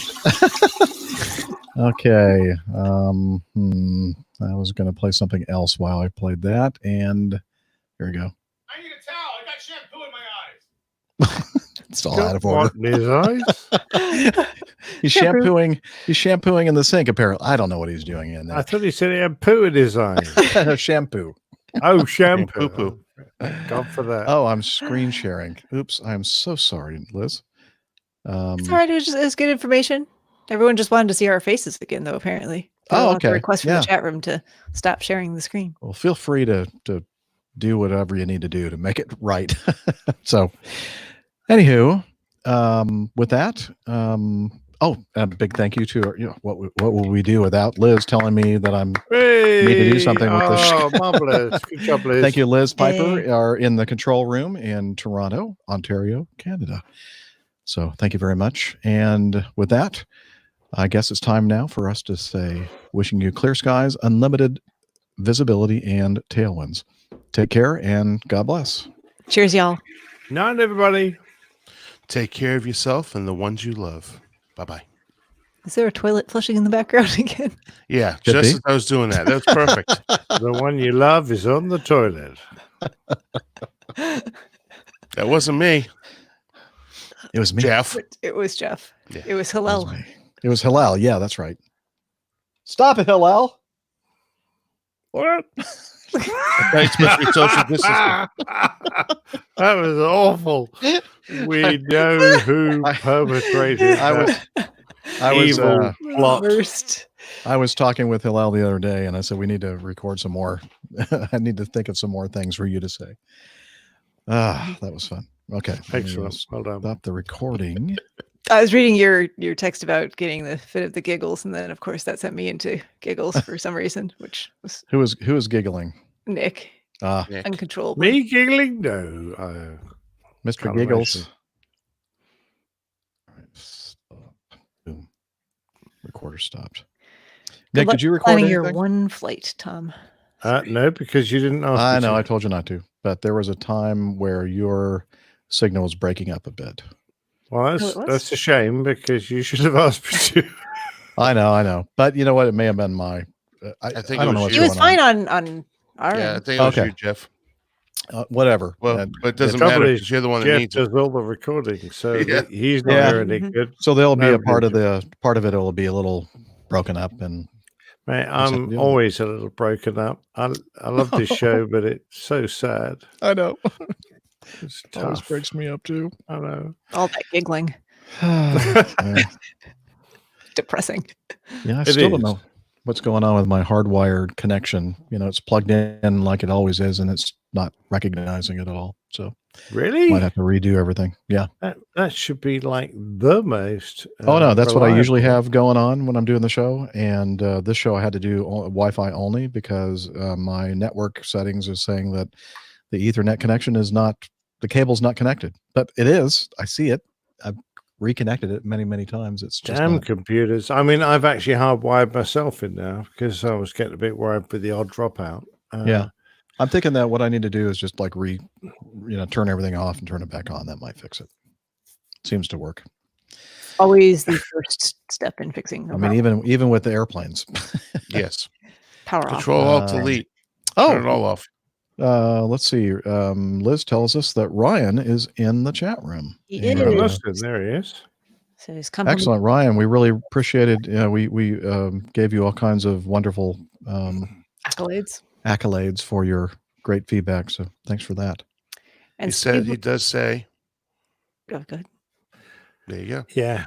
And while we're just passing time, I have to put a special thanks out to Ian for, Oh yeah. Absolutely. It must be so tough to relive your life's mistakes and be willing to make them public. I just got so much time for the guy, and there's no doubt about it. When he was in the bad times of his life, he didn't make many real friends. So to meet him in the good times of his life, as I did, you meet someone and no one else really recognizes him, and it's interesting.